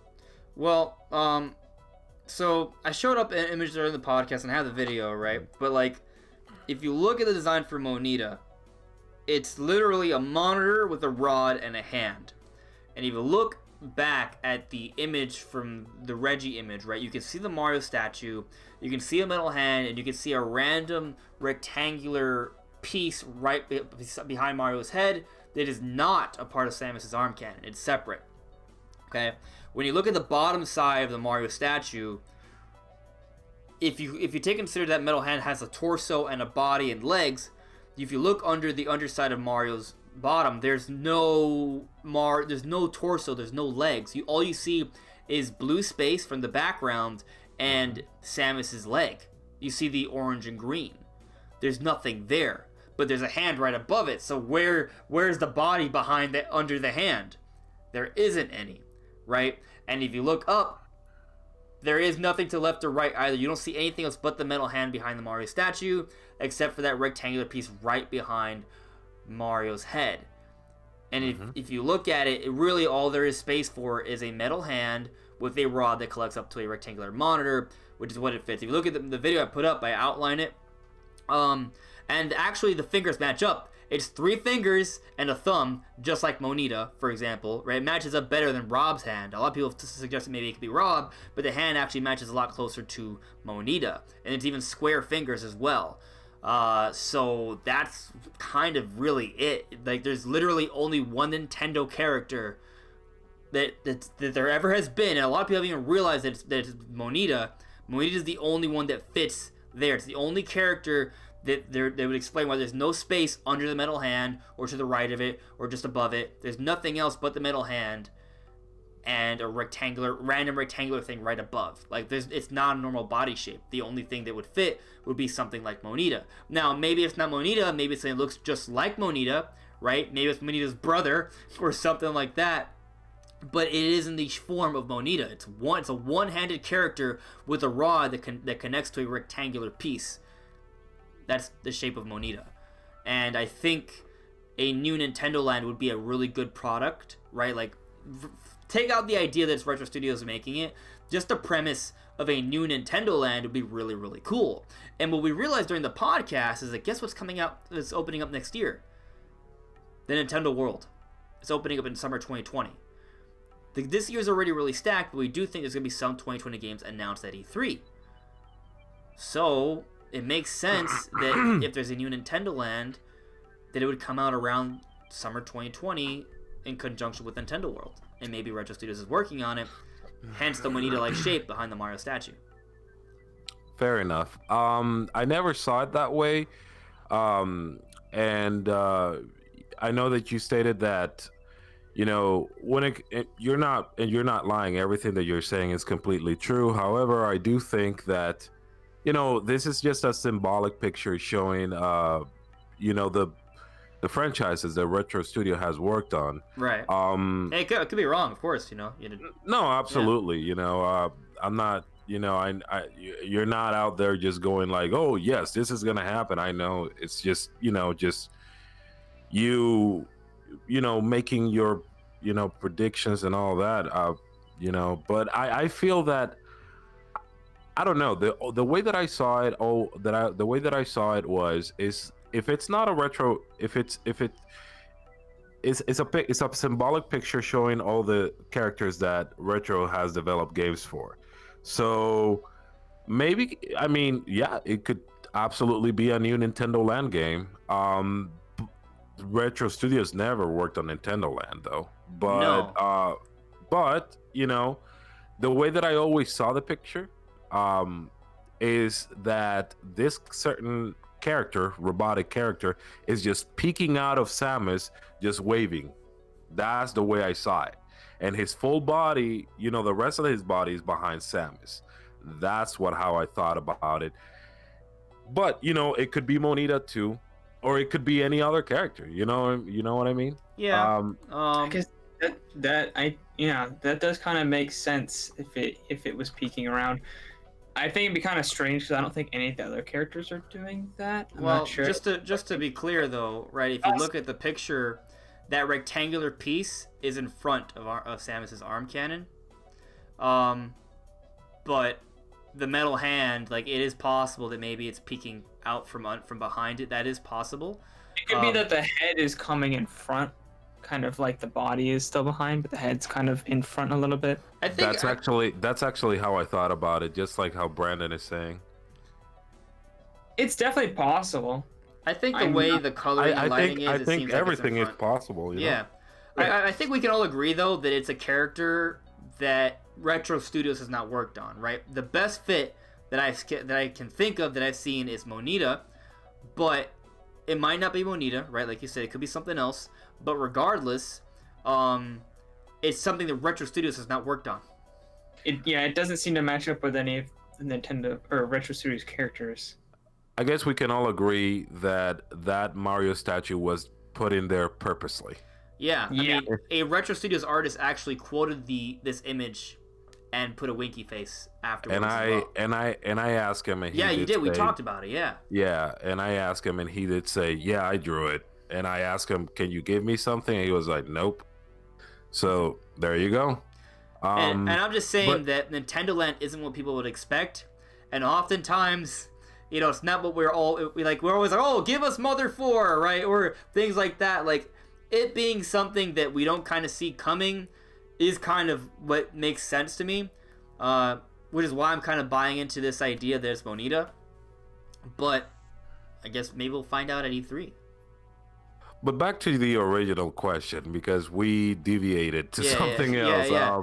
Like, what do you think we might see at E3? I think we're going to see that title. Whatever that is that Retro Studio was working on, I think we're going to see that. And I think what makes me think that is the fact that Retro Studios already, you know, is more than likely done with that game at this point. And they moved, you know, to work on Metroid Prime 4. So what would be stopping them from showing this game, you know?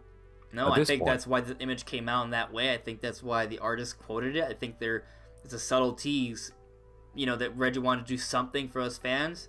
And as he left, that was it, right? That was like the cool little thing he coknow, do, like that one little bone he could throw us before E3. I think we're going to see the Retro Studios game at E3 as well. So let me ask you this though, right? You know, I've been kind of talking about what Retro Studios has been doing. You know, I like the idea that it's Nintendo Land because of the way that character looks and it fitting with a Nintendo World Park coming up next year. But We know Metroid Prime 4 is being developed by Retro Studios. We've heard from Imran Khan, the executive editor from Game Informer, that the reason Nintendo restarted development was because they saw a demo from Retro Studios, impressed them a lot, and that's when they decided to restart development and hand over the reins to Metroid Prime 4 to Retro Studios. But we've also been hearing about Retro Prime Trilogy coming out. I think it may also be announced at E3. So what if Retro Studios not only made another game, like maybe Nintendo Land or something else we haven't seen coming, right? But also they worked on the remaster of Metroid Prime Trilogy HD, right? Like they worked on Metroid Prime Trilogy. I could see them. They probably would want to handle their own baby, so maybe they handled the remaster of Metroid Prime Trilogy HD, and maybe based off that, they made the demo. They changed it up a bit, or maybe added more graphical assets or things and changes, and that's where they got this special demo that impressed Nintendo so much. It was based off Prime Trilogy HD. I think it's very possible. I think it's very possible. I hope it's possible. I've been very critical about people who say, "Oh, it's coming. Oh, it's gonna get announced in such date. Oh, it's gonna get announced in such other date." But I do hope that it's true that it does come out, because I've never played the Metroid Prime series, and the fact that they could improve the graphics, and make them HD, I think is a very high possibility. I was talking to one of my friends.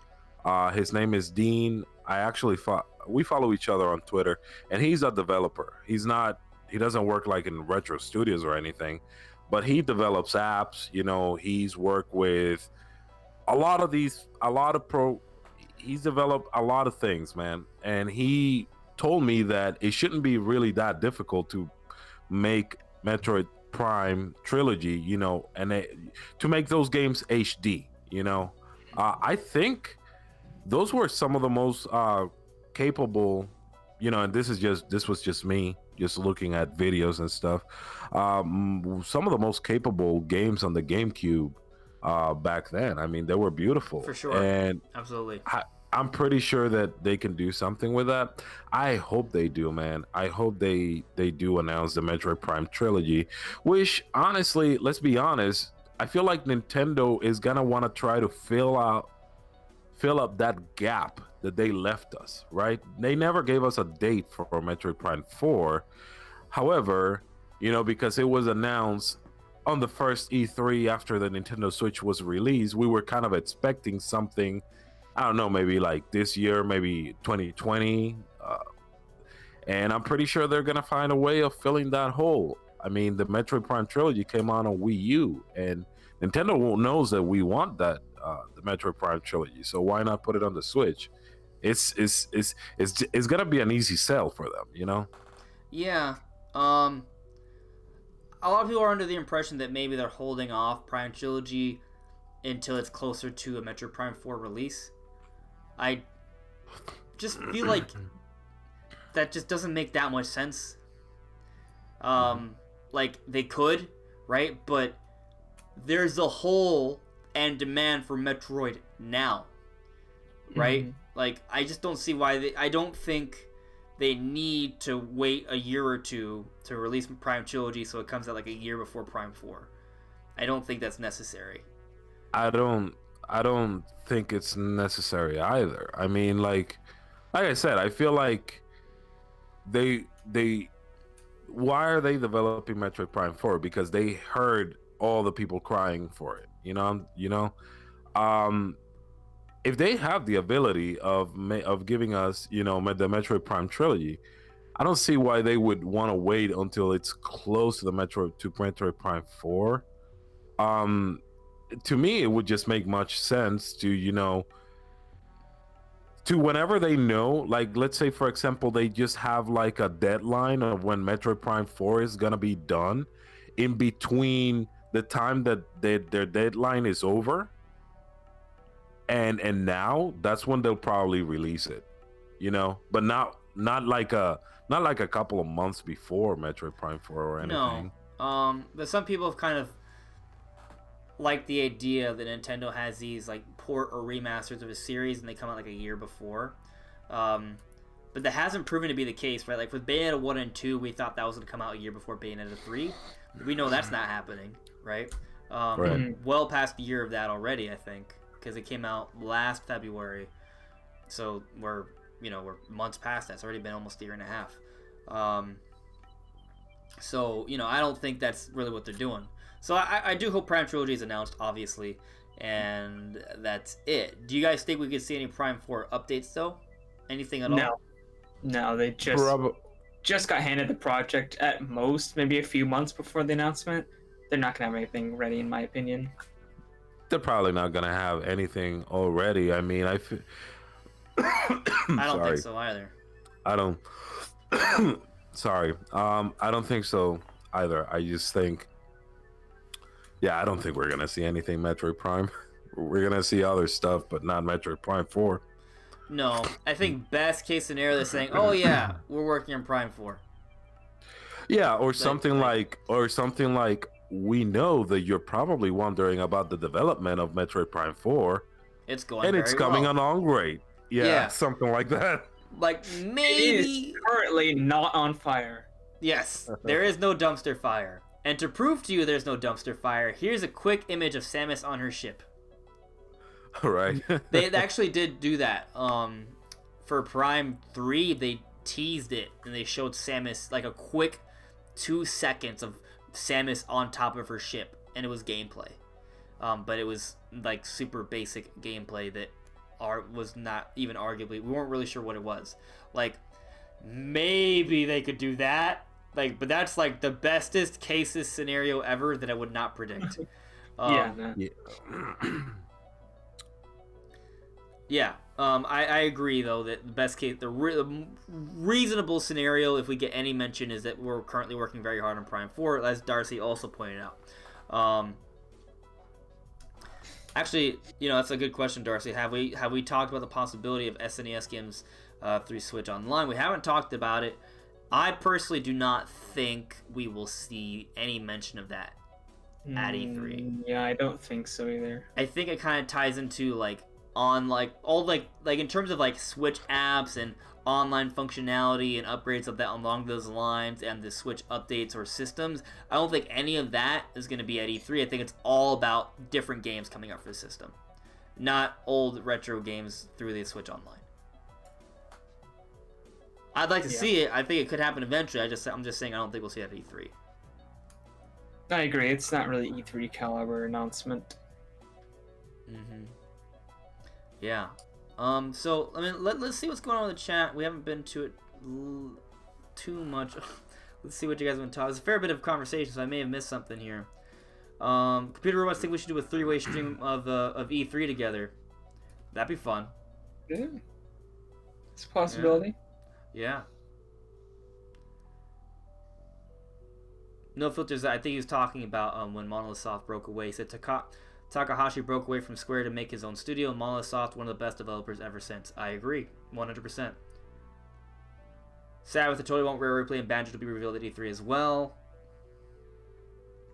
Darcy's asking, do you think we'll get another Mario Rabbids game? Actually, I can kind of see that, actually. I could see another one coming. I don't know if it'll be announced at E3, but it wouldn't shock me if there's one in the works. Yeah. I feel like it's a bit early for that, but maybe next year. Or maybe another collaboration, Another Ubisoft collaboration seems likely. They've done Yeah. Well, we got the Star Fox thing as well, right? So, yeah, it's pretty disappointing how that game failed, Yeah. They had some DLC coming out for it too. I don't know if that's come out yet. I think it did. I think I just didn't care about it. I should care about it. It did come out, I think. I think it's just an update though. It's not DLC. So here's you can download it. The thing about the Starlink thing, I think it would have been better if it was Star Fox. Right. Yeah, straight up Star Fox. If it was straight up Star Fox, like, should have been Star Fox. Should have been exclusive to the Switch because it's not like anybody bought it on any other platform. In fact, what if from this they're like, hey, look, Starlink didn't work out, but they realized the hype for Star Fox, they saw the connection. They're like, what if we start with Starlink as a base and foundation for the next Star Fox game. I And think that would be great. We wouldn't see it like this year. It would probably take a couple years, but I think they could do that. I think Ubisoft working on Star Fox would be great. In fact, maybe Nintendo allowing this Star Fox content into Starlink is to kind of give them, like a starting point, see, like a testing ground to see if they can maybe pull it off. So, like maybe this will evolve into Ubisoft working with Nintendo to make the next full-scale Star Fox game. Well, they definitely got the basics. I think Starlink is the Star Fox game that should have been done a while ago. Anyways, I'm not a huge Star Fox fan, but when I got to play Starlink, it's just, such a beautiful game. It really is, man. It's so beautiful. Hey, I love that it's actually an open world solar system.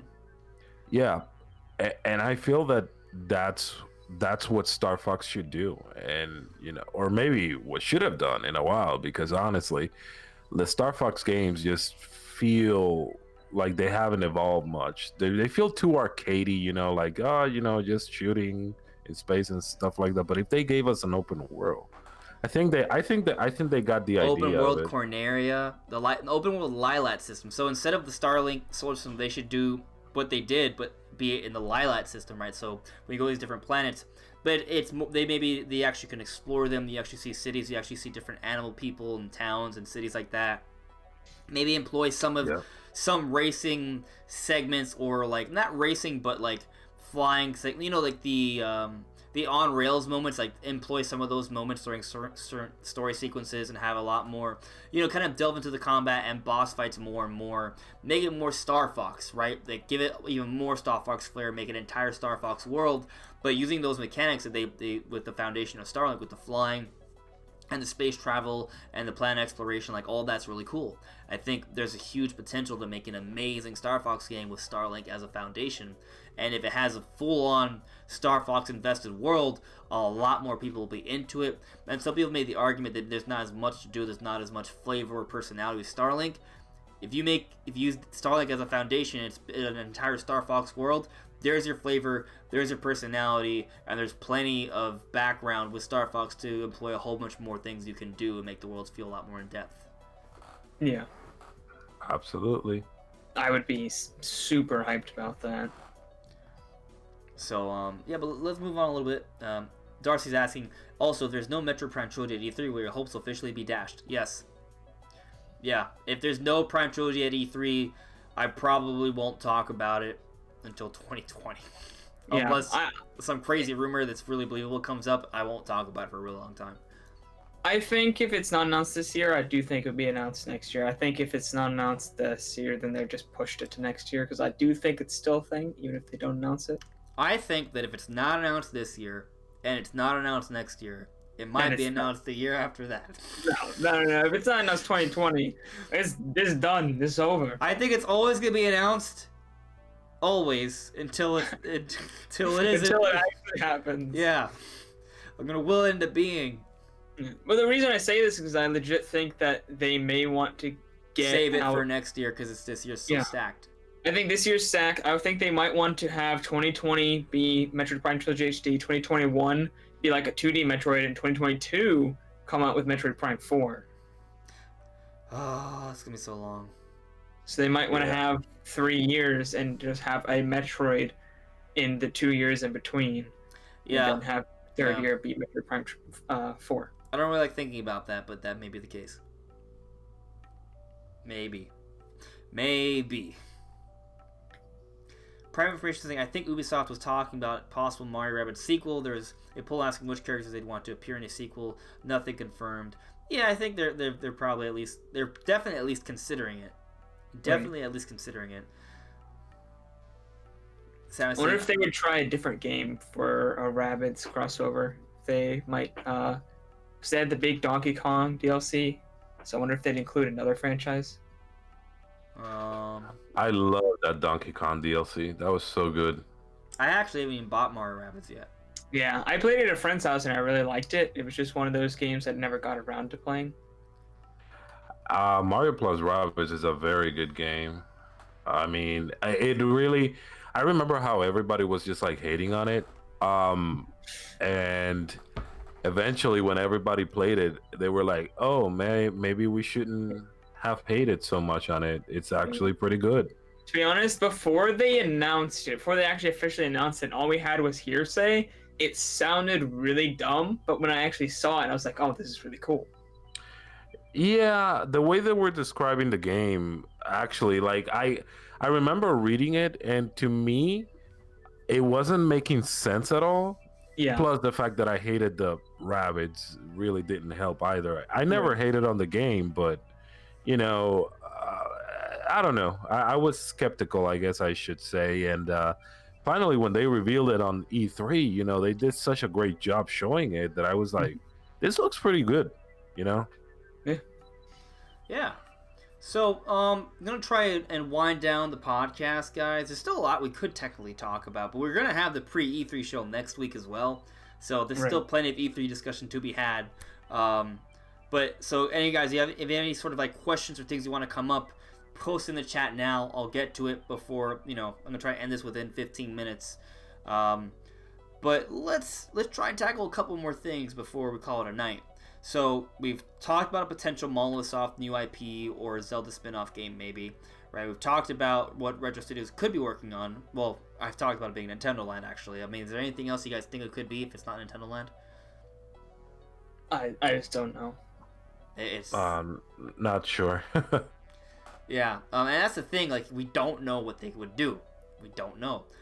Before I was on the Nintendo Land train, I did talk about maybe it being like a 3D platformer, kind of like imagine like a 3D Donkey Kong with like the Odyssey engine. Like we talk about the other day, Ray? Where like I even use like Tarzan as like an inspiration, maybe like the way Tarzan explores the jungle. Like imagine Donkey Kong explored the branches and the vines in that way, sliding around, moving around seamlessly. Like that'd be beautiful. Will that happen? No idea. Oh my god, you're trying to hype me up again, man. Oh yeah, that's what I do. We talk about open world Star Fox and the open world Lilat system. We're talking about Donkey Kong controlling like Tarzan. Too many cool. These are fun ideas. These are fun ideas. These are fun ideas that are not happening. Well, I was saying this one for a video, but I got one for you guys. So, we talked about. We've heard actually there's another From Software game in the works. I think, and I think even for Switch, I think there's gonna be a From Software game announced at E3. This From Software, for those who don't know, are the developers for Dark Souls and Bloodborne and Sekiro. I think there's going to be another one announced for Switch. Now, I'm not saying it's going to be a brand new Souls game, which would be insane if that was the case. It's more likely maybe like Dark Souls 2, or Dark Souls 2 and 3 or something like that. But I think there's going to be another From Software game announced at E3.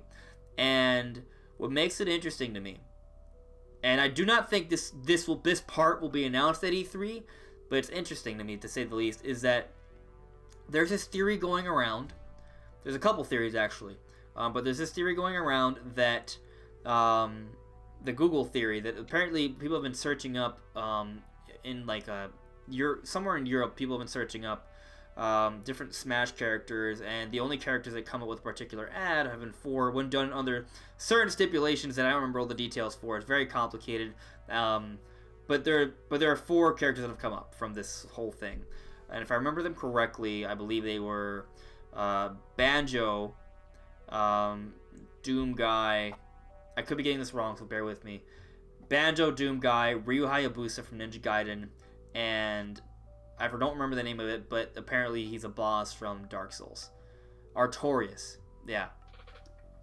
So, what if that's true, and Artorias is going to be one of the next DLC characters, which would fall in line with the possibility, with the whole theory that there's going to be some sort of third-party game coming out on the Switch this year for every DLC character that's coming out, right? I don't personally believe in the whole Google thing because, one, I think Airdrick's really likely, right? I also don't think Ryu Hayabusa from Ninja Gaiden really makes sense. Like Doom Guy, sure. Just because that franchise is so dead the fan base isn't even really that strong, especially on Nintendo. I don't really see like a really high quality, heavy hitting. I don't really see like a high quality, heavy hitting Ninja Gaiden coming soon. I mean, it could happen, right? I'm not saying. My personal like gut feeling is just like Ryu Hayabusa. I just don't see it hitting hard as like all the other characters. Like even with Steve and Erdrick, they have larger fan bases, right? Characters like Banjo and Doom Guy have I feel like a stronger fan base for them than Ryu Hayabusa in Smash. Bro, nobody wants Banjo in there. Nobody wants Banjo. No, Dude be trolling. never heard. Dude be trolling hardcore. For the record, there have been rumors talking about Ryu Hayabusa. Could happen. Those personally games. not buying into it. Those games are not good. The Banjo Kazooie and Banjo 2. Terrible. Worst games, worst developers. They tarnished the NC4's reputation. Oh no, man, no. In all seriousness, no. I like Banjo Kazooie, Banjo 2. Would I play them now? Not really, but no, I'm just making fun of it because Andres. Because you remember last time I was in the podcast, Andres, and you had Mandy, and she was saying She's how like Banjo, man. Yeah. How she was saying that she didn't enjoy Banjo at all, that people should let it go at this point. It was funny, man. It was funny. Yeah.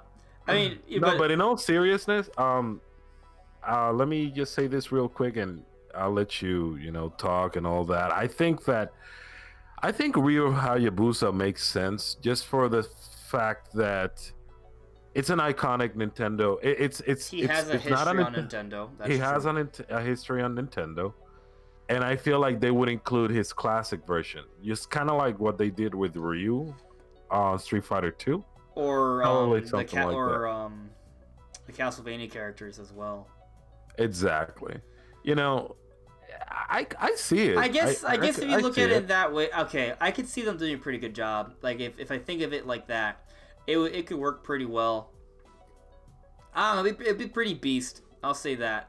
I think in terms of like it linking to a game though, I just don't see a Ninja Gaiden game being a big deal on Switch. I just don't see linking.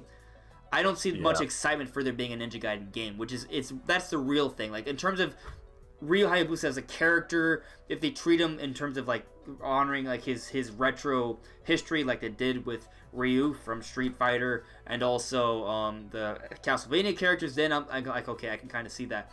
But another random little thing, though, Ryu Hayabusa is long, like, but you already have a Ryu from Street Fighter, so that's kind of like having two Ryus might be a little weird, right? They would have to say like Ryu Hayabusa, which is a long name. No, you're right. I mean, I see it happening, but no, I agree with you with the name. They could figure it out. I don't know if it's that long. Maybe they just say characters Hayabusa. with kind of long names. I don't know, or maybe they give him a nickname instead or something. I'm not saying it can't happen. I'm just saying my personal gut is just not Ryu. I just don't feel Ryu. That's cool. But I like the idea of Artorias, and in order for me to buy into Artorias, I kind of have to buy into there being Ryu, right? So if Ryu is one of the 4 other characters that I'm not really buying into, that's fine. 3 or 4, that's pretty good. So I'd be okay with that. There's this other theory though that the next, like, we're gonna get the Smash character from Bandai, from Capcom. Who else? I think there's another one I'm missing. Square from Square Enix. And then the final one being, and the other one being Banjo, because there were Mii costumes that were missing from the Wii U version. We got the Sega ones and we got Joker. Sega is a publisher for the Persona series, the father company. So the idea is that we will get a Capcom rep, a Bandai Namco rep, and a Square rep. Erdrick would be the Square rep. So assuming that's the case, that leaves a Capcom rep, a Bandai Namco rep, and everyone's kind of buying into there being a Microsoft rep, right? So, assuming it's Banjo, assuming it's Air Drake, that leaves 2 more, right? Bandai Namco could technically be a From Software character. Could maybe be Artorias. That could maybe happen still. No Minecraft Steve Andres? No. I don't think so. Maybe No. a lot of people think it could happen, but I don't. We need some Ubisoft representation. That's what we need. Gotta get that Rayman in there. That's another weird thing, man. Like Rayman should have been in Smash forever ago, For right? Where is Ubisoft's rep? They've been so loyal to Nintendo. I don't understand. I agree, You're yeah. giving them the shaft right now. For real. Yeah, I don't know. I'm gonna read some of the comments here. Some saying, then again, we have 2 Roys. Do we? Well, we got Roy from Fire Emblem, and you have Roy from Koopa. Oh.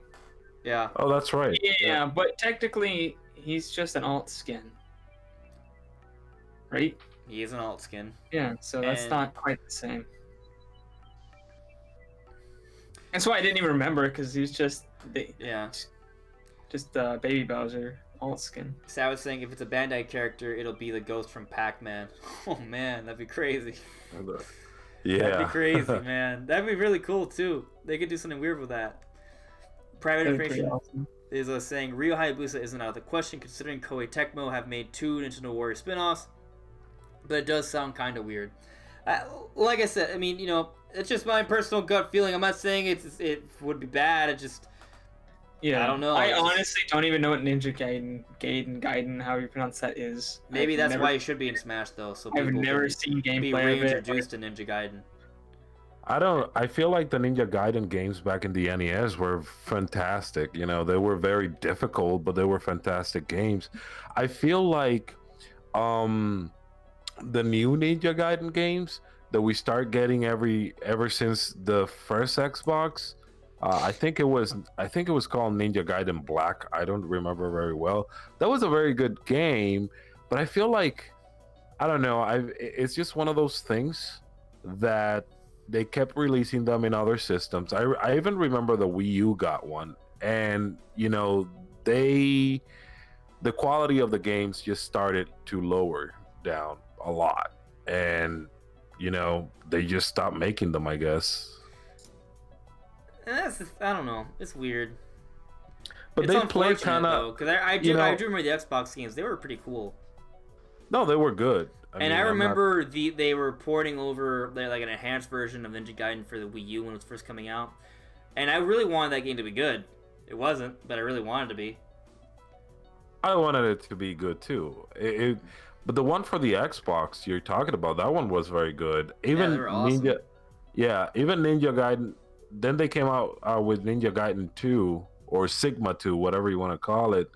That one was good too. But then they kept releasing the games afterwards. I mean, the Wii U game being one of those were not very good games, and I don't know what happened to the franchise. I don't know. Maybe if they could release, maybe they could have Ryu Hayabusa in Super Smash Brothers, and release a classic Ninja Gaiden, like a classic style Okay. Ninja Gaiden game or something Okay, yeah, like maybe that. just like a collection or something like that, or maybe they could do something like what they did with Mega Man. Yeah. The Oh, only cool. thing is that there's so many games on the eShop like that though. True. Like you have the It might Messenger be and kind of saturated. yeah. So I don't know. Yeah, I see what you're saying. I mean, maybe it is Ryu. He's come up with multiple rumors, so maybe it is. I think I'm just biased because I don't want him. But like, I also want a Resident Evil character. I would love it if Leon S. Kennedy could someone make it into Smash, man. That's what I would want. Or Nightmare. Like if we get a Bandai Namco robe, how cool would it be if we got Nightmare and they announced like Soul Calibur 6 for Switch? How about Nintendo telling Capcom, we'll only put your Resident Evil characters if you make your games cheaper. It's freaking ridiculous. For real.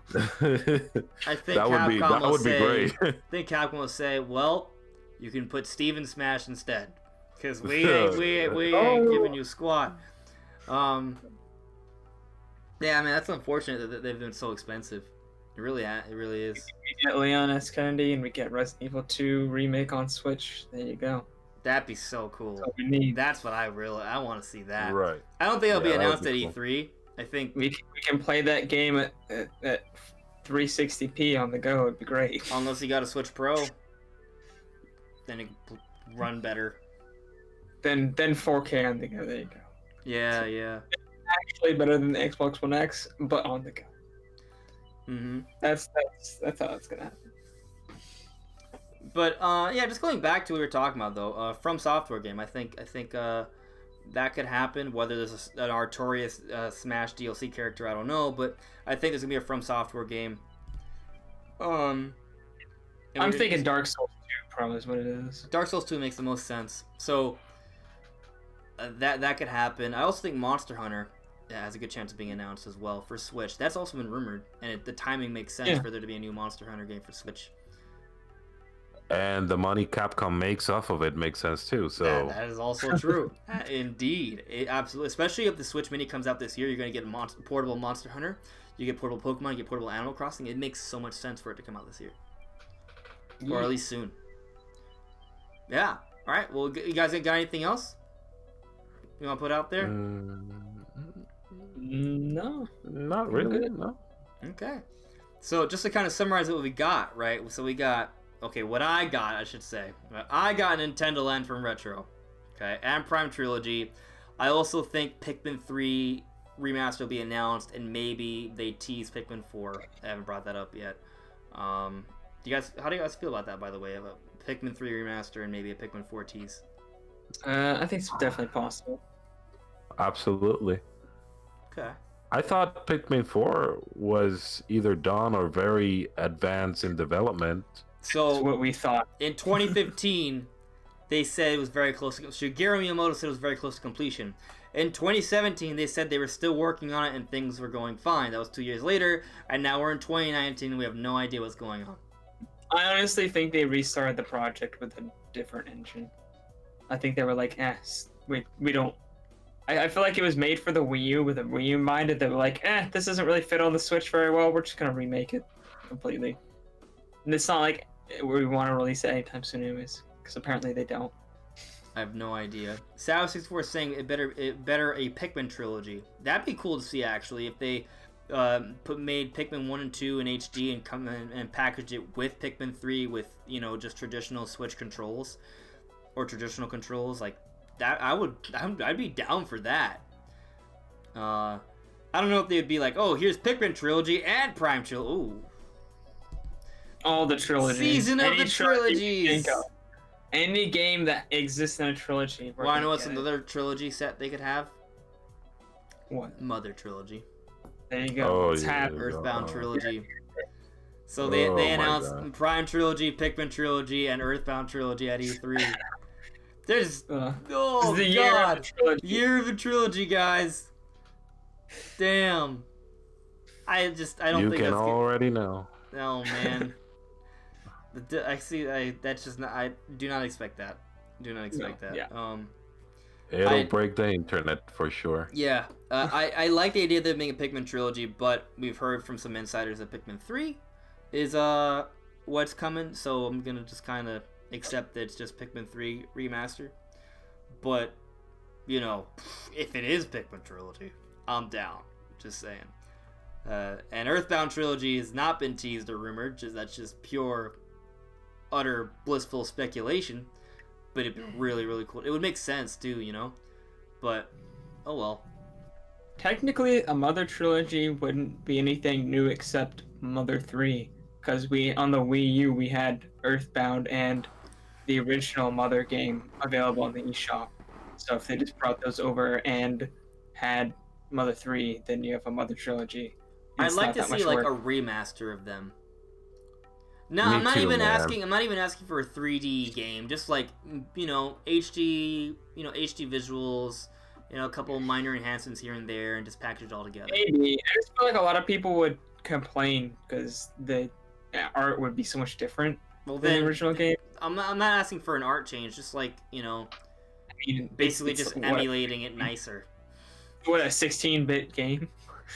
what are they gonna do? I mean, they can display it in 1080p, which will make the pixels look clean. I mean, like a simple remaster. I don't mean anything super nuts. Well, yeah. I mean, if they ported the Switch, I'm sure they'd run it in 1080p. And then they could still have like retro, looks to it as well. Like if you want to see it in the more traditional sense, you can do that. I mean, you can do that already. Yeah, you can have all like filters like they have. And just with this SNES.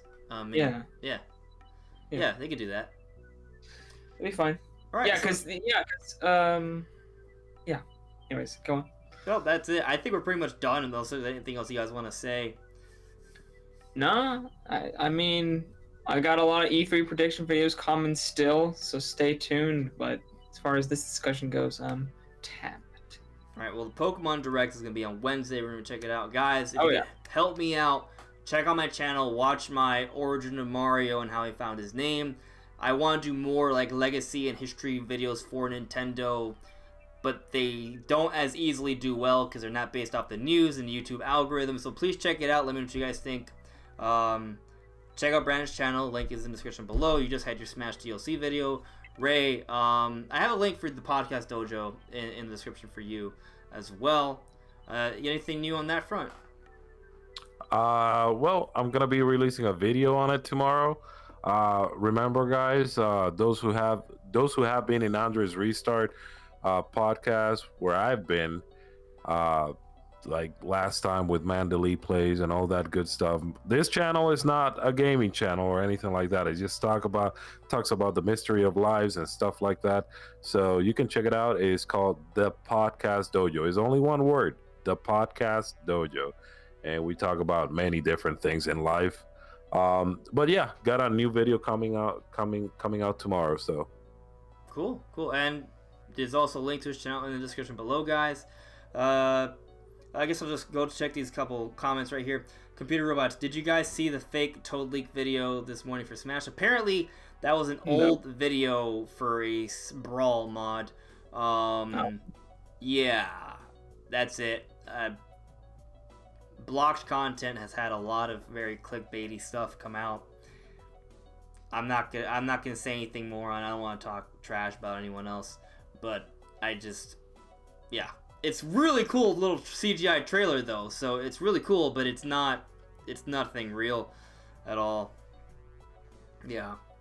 And no, I'm not gonna be going to the gym tonight. I actually decided to not go to the gym on Monday nights because it makes me rush through the podcast, so I can make sure I go to the gym with my brother and my cousin, and they're like waiting for me, and I don't want to rush to the podcast, and I want to chill and talk with my boys. So I just won't be going to the gym on Monday nights. It's fine. There's 6 other days in the week. I'll be good. Mario Strikers, Dave. That would be nice to see. I hope we get to see Mario Strikers. That'd be really, really cool. Pride Information saying just put some lights and shaders over the original graphics. I think you're talking about with the Earthbound trilogy, if that ever happened. It'd be really cool to see. But yeah, guys, thank you so much for listening and watching. Hope you guys appreciated it. Enjoyed the show. Check everyone else out. The links to their channels are in the description below. There's Sabbath. Thank you, man. Glad you enjoyed it. See y'all really soon. We're gonna be streaming the Pokemon Direct Wednesday morning, 9 p.m. Eastern time. What's your time, Brandon? 8 p.m. CST? Yeah, 8 p.m. 8 a.m. 9 a.m. Eastern time. 8 a.m. Yeah. Oh, geez. Yeah. Also, they all need to watch my Pokemon predictions video for the Direct if they haven't seen it, because obviously. All right, cool. Good night, guys. Gotta what? All right. Take care. Take care.